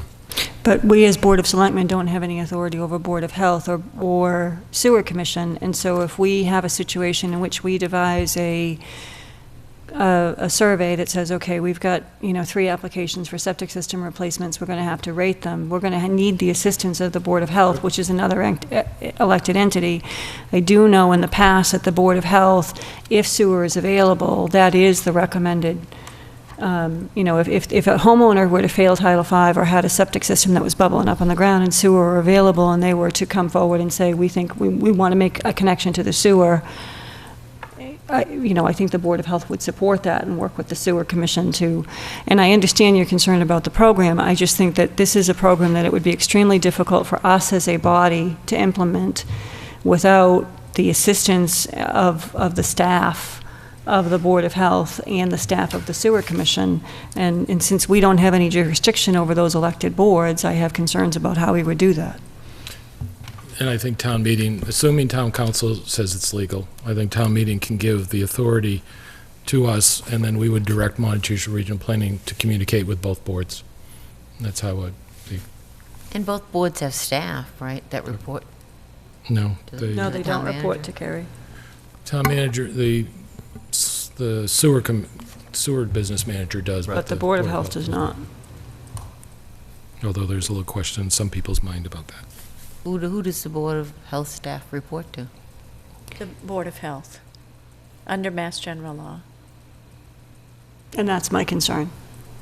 That's my biggest concern, is I think if we adopt a program without that assistance, I think we're looking at a much bigger situation. I know that it was many, many years ago. It had to be, I'm going to age myself, but it had to be well over 20 years ago that I was involved with this. And it was an incredible amount of work that I worked with John Hume from MRPC at that time.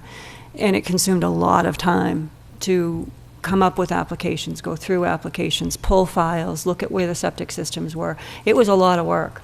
And I just think that we don't have the staff in the Board of Selectmen's office to do that, and it's not something that MRPC can do without the assistance of the Board of Health, especially if it's for a replacement of a septic system. I mean, if there's a sewer connection, certainly they can work with the staff of the sewer department, but if it's specifically for a septic system replacement, the Board of Health agent and the Board of Health files are going to be crucial in determining eligibility, because we were inundated with applications at the time. I mean, we had a lot of applicants come in. It was at the time when Title V upgraded its Right. requirements to Right. upgrade. Right. My big problem is that the Board of Health has effectively been sitting on this fund for almost 15 years, How large is the fund? over $100,000. Can we perhaps have a workshop with the Board of Health or a discussion with the Board of Health about moving this forward and implementing a program? Is there interest on their behalf to implement a program? I've talked to the chair of the Board of Health a number of times, and he's indicated that this is something that they're interested in doing.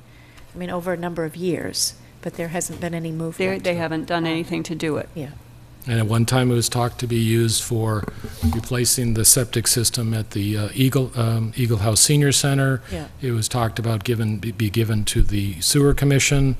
And I think all of those are in ways that weren't with the same consistent with the original purpose. So I think, I'm fine with having a discussion, but I think it's time for there to be action on something that hasn't been done with a resource that's needed by townspeople. Well, I would agree with that, and I'd agree with the intent, your intent in here. I'd like to know more in the mechanics of how it logistically would work, but I agree that something It's would have to time. be done with it, sure.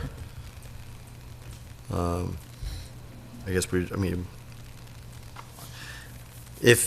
if we can get the Board of Health to agree, if your idea is to have Montechusett Regional Planning, if they have the people to do it, do they have any other towns doing this already? Do you know? Do they oversee something like this from other communities? They oversee, I don't know about sewer, but they do oversee housing grants So people get grants and you have to have a lien against the property and they repay it and they set up the program. They do all the paperwork and everything else like that once the site that's determined. There are towns that don't have Board of Health staff that is completely run by Neshoba Board of Health. And that this could be done through the Neshoba Board of Health, which is actually my understanding that they were approached at one point, but they wanted a fee, which I expect Montechusett to have a fee as well. So actually, Neshoba Board of Health could run this program as well instead of Montechusett. And that may be a way to get at the need for access to the septic history. MRPC did run the first program. I mean, they just worked, and it was me at the time, worked with Montechusett Regional Planning Commission to develop the criteria, to look at the areas of need. And as I said, there was a lot of work that, it was Jim Gariffi from Neshoba Board of Health, myself, and John Hume that worked on the previous program. Certainly, Neshoba Board of Health has all the records available, so, we can certainly go there. I mean, and I would agree completely that I think it should be reloaned to people. That was the intent of the program. That was the reason that we were given the grant, and I think it absolutely should go back into residents that need it. I'm just concerned about logistically our ability to administer the program. Mm-hmm. Yeah, I'd want to know how logistically it would work too, so.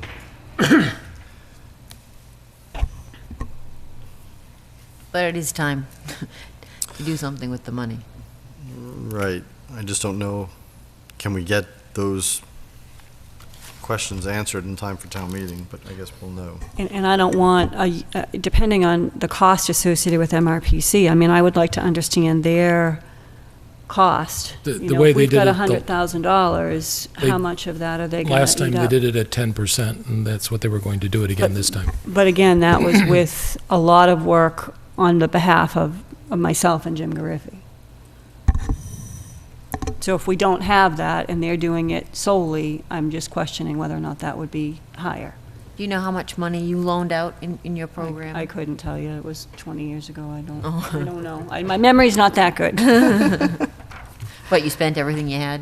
Yeah, at the time. Oh, yeah, and that's all been come back in. I'll find out from MRPC what they have. I know that the Board of Health, in their move from here to over there, lost all the records regarding the loan program. Excuse me? That's what the chairman told me, is that in the move over to the Ritter building, the entire loan program records were lost. I think they're probably up in the attic. They've And got to I've- be I've some. I hope they're suggested- somewhere. I've suggested that to the chair of the Board of Health, that Yeah. they probably are up in the attic. Okay, so there's more information. More to come. Okay. Article 4, I guess the next articles, except for the last one, are all rescinding amounts from other borrowing authorizations from town meetings that were no longer needed after the projects have been completed.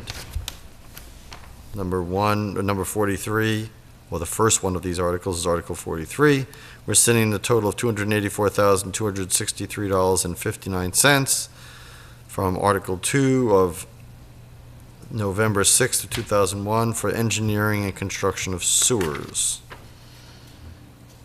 44 is rescinding $28,708 from the remaining borrowing authorization from Article 4 of May 7th, 2005, special town meeting for engineering and construction of sewers.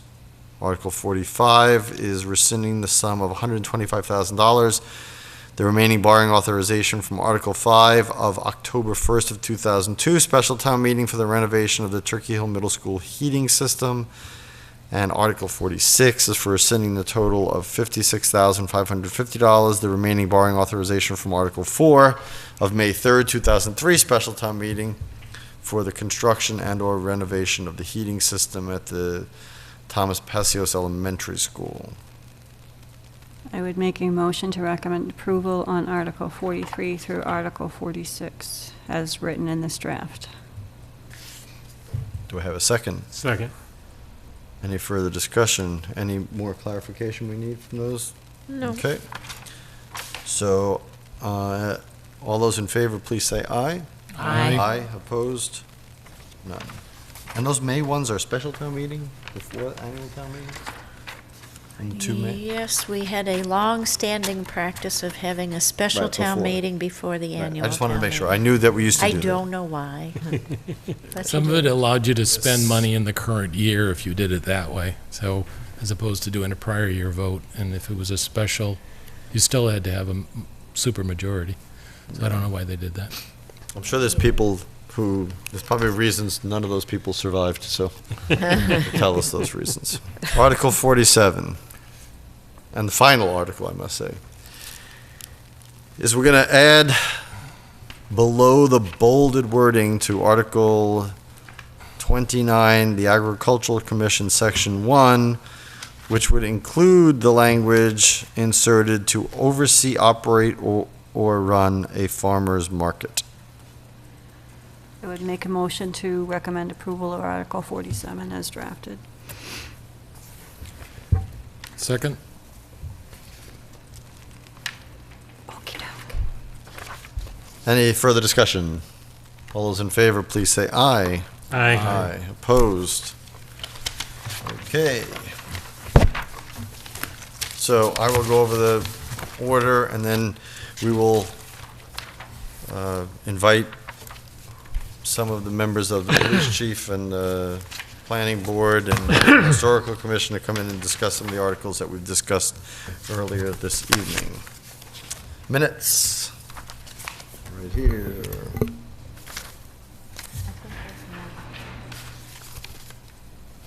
But that's a planning board minutes. Is that just an FYI or? I don't know what this is. This is planning board. We're going to plagiarize. We'll put them in your format, yeah. Yeah, okay. Put them in our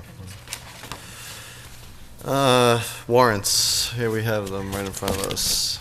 School construction. School construction warrant, payment in the amount of $1,619,144.65.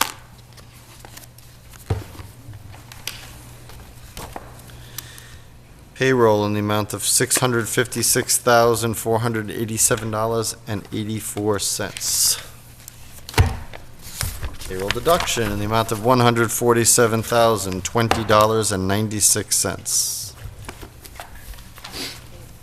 And accounts payable in the amount of $91,744.87. Action file issues. I've got a few. Going back to Pleasant View, during the discussion, it was noted by the residents that their water comes from Leominster, and apparently their water lines are very bad. I don't know what we can do as a board to try to get some movement on that while the construction's going on for the sewer for Leominster to replace those lines. I don't think it's close enough to the Lunenburg Water District for them to take that over. Not the Water District, the Lunenburg Water Department, Yeah. because we're in that general area. And I don't think it's near the Lunenburg Water District either. I don't know if, Carrie, if you're aware of, Lunenburg Water District is down Summer Street, isn't it? The, I mean, it's not the easiest thing to take to mow somebody else's lawn, so to speak. So it is part of Leominster. DPW, the DPW director reached out to Leominster Utilities to ask them about the potential to upgrade the lines while we do the sewer and the road over there. And it's not on Leominster's radar at this point. They were not interested in moving that forward. Now, we potentially can push them, but they're not real interested in it now, so the timing is difficult.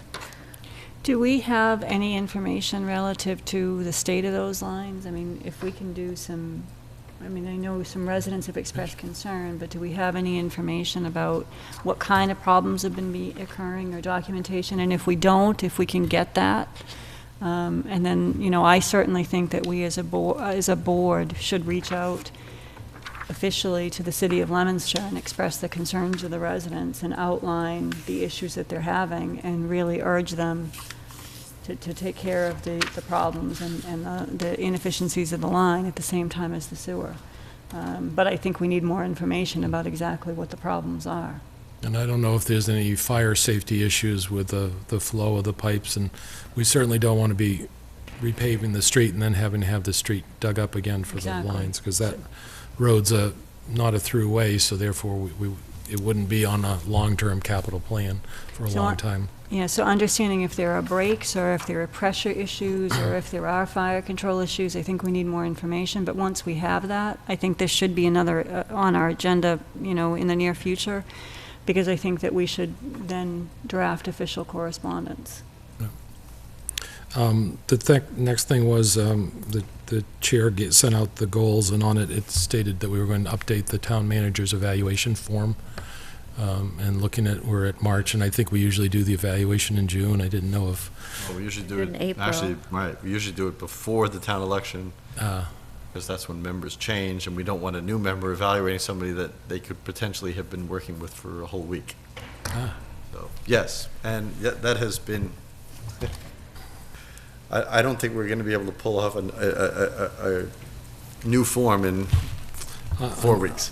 unless assuming that the Mrs. Bertram's seat is unopposed and that she gets reelected, we at least have a continuous board, and we could possibly do it and move the review later. I know that we've been wanting to do it, so Yes. that gave some clear. And we were Uh, gonna, Go straight. is that something we were going to do ourselves, or were we going to look for feedback We were from gonna- personnel, or we were just going to do it? I thought we were going to look. I took an action item to drive that, and I wanted to discuss it with the newly appointed Personnel Committee. They had some meeting issues with the snow, and we haven't been able to get that done, but I still own it, and I'm willing to do it Yeah. if the board Sure. wishes. right? Yeah, no, I think it would be important to I do. think it's Yeah. important, yeah. And that went to my last comment, that did the Personnel Committee, they were scheduled to meet on March 16th, and one of us to discuss the proposed charter, committee charter as proposed by the Board of Selectmen. I don't know if they met. They did meet. They didn't have all members present. They had 4 out of 5. So they did review that. They didn't take any action on it because they didn't have all members present. But it's great, we have a full committee. That's it for action items from me. Thank you. Committee reports. And one Yes. more action item. I just wanted to mention that Joe McLaughlin put together a great flyer for the MART program. The colored one has some information that's been updated in the copy that you got later. And I think we're pretty much ready to go. Excellent. I'll review this. And Just we're got- going to have 5 loops in the afternoon going around town instead of 4. Excellent. And it's only going to be $1 for the going around town ride. So Fantastic. Joe did a great job. Mart was very impressed with her work. Well, thank you to Joe, and thank you to Mrs. Luck, and again to Mart and everybody who put this together. I'm really looking forward to seeing, how well received it is, and I hope it really addresses a need for certain residents in town. And do we have a link to this on our website? And if not, can we get it? Oh, Up yeah, there. we definitely will. And, we're working on getting a scroll going, putting a copy of this in the warrant that goes to all the households. Fantastic. And, having just a quick little ad during town meeting. Fantastic. It's when to get them charged. I'd have to go look at my notes. I have it. Thank you. Board of Health, committee report. Board of Health met last night, and one of the things that's on their agenda occasionally is dealing with effectively landlord-tenant issues with complaints about habitability. The process is that the Neshoba Board of Health is called in for an inspection and gives a report to the board, and they come up with orders to the landlord to update it. So that's in addition to the other Board of Health operations. Okay. Building reuse. As I reported last time, we were unable to meet on the 18th due to a lack of a quorum. Our next meeting will be on April 6th at 6:30 in the Town Hall. I'd like to mention that during a recently televised meeting of the school committee, the chair of the school committee stated that he would contact me as the chair of the building reuse committee to try to set up a joint meeting to discuss the TC Passios property and the Brooks property. And I had not heard from him as of yesterday, so I sent him an email suggesting that we schedule that as soon as possible after our April 6th meeting. I would also recommend that the Board of Selectmen be involved in that, because I know there's been a workshop that we've all wanted to sit around and talk about it, because there's been a lot of information that kind of circulates. There's kind of two prongs on that. I think that there's some energy for a fairly large meeting that would include us as the Board of Selectmen and the Planning Board and the school committee, et cetera. This was kind of an outgrowth of some proposed property lines to start the discussion, and we certainly can try to make it bigger, but I wanted to get something off the ground. No, if you feel that there's more to be gained right now, but just the two of your committees, then that's fine. Okay, fine. So we are meeting on the 6th as a building reuse, and then as soon after that as possible with the school committee. Excellent. Capital planning. Well, capital planning hasn't had a meeting, but I did want to mention that John Henshaw, who's a member of the capital planning committee, has on his own created a spreadsheet that will allow us to analyze some outcomes of borrowing towards larger capital purchases and take a look at various scenarios, multiple year, multiple amounts of borrowing, et cetera.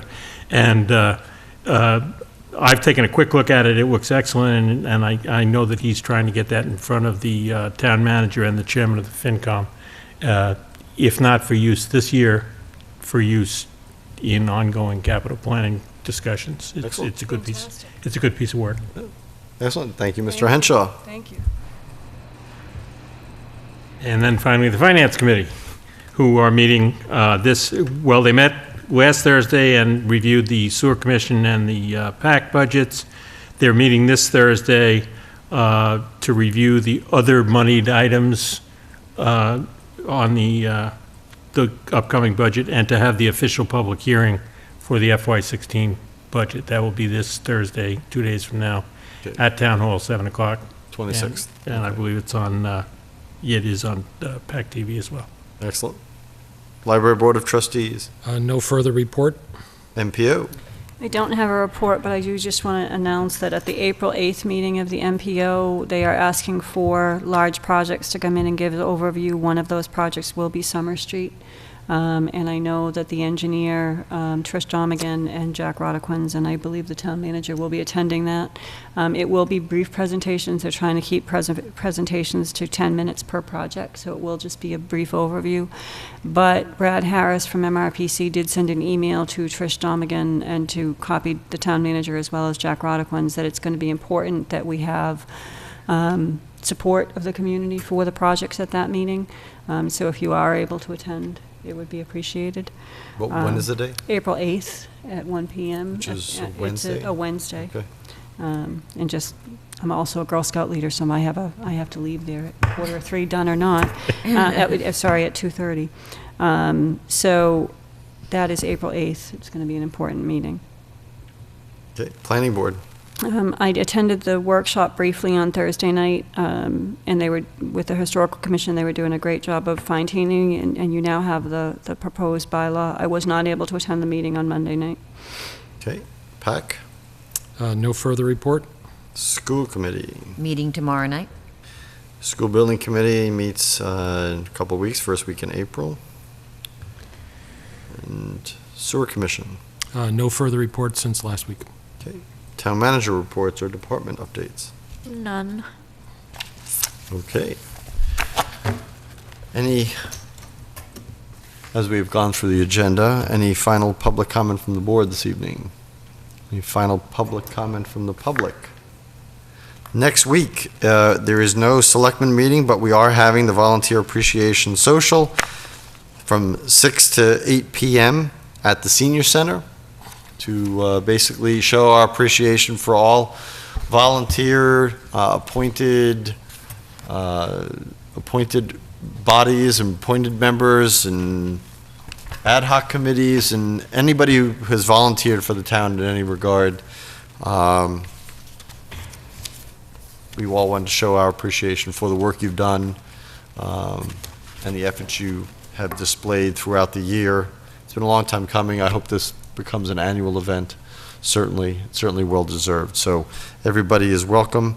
If you are interested in joining a committee, because there's still openings on the Finance Committee, on PAC, on Conservation Commission. So this is a good time to ask people who may be, I don't know who's in attendance. We haven't asked anybody to fill out forms of who's going to be there, but it'd be a good chance to ask them about their work on those various bodies. So this is a good chance, not only to show appreciation, but maybe get involved, which I encourage. Other than that, we have our next Selectmen meeting, aside from the special one that we have booked for April 2nd. Our next regularly scheduled one is April 7th. And with that, I would entertain a motion. Motion to adjourn. No, second. Any further discussion? All those in favor, please say aye. Aye. Aye. Opposed? None. Good night, everyone, and hope to see you at the Volunteer Appreciation Social next week and at Are You Smarter Than a Sixth Grader on Friday. Good night.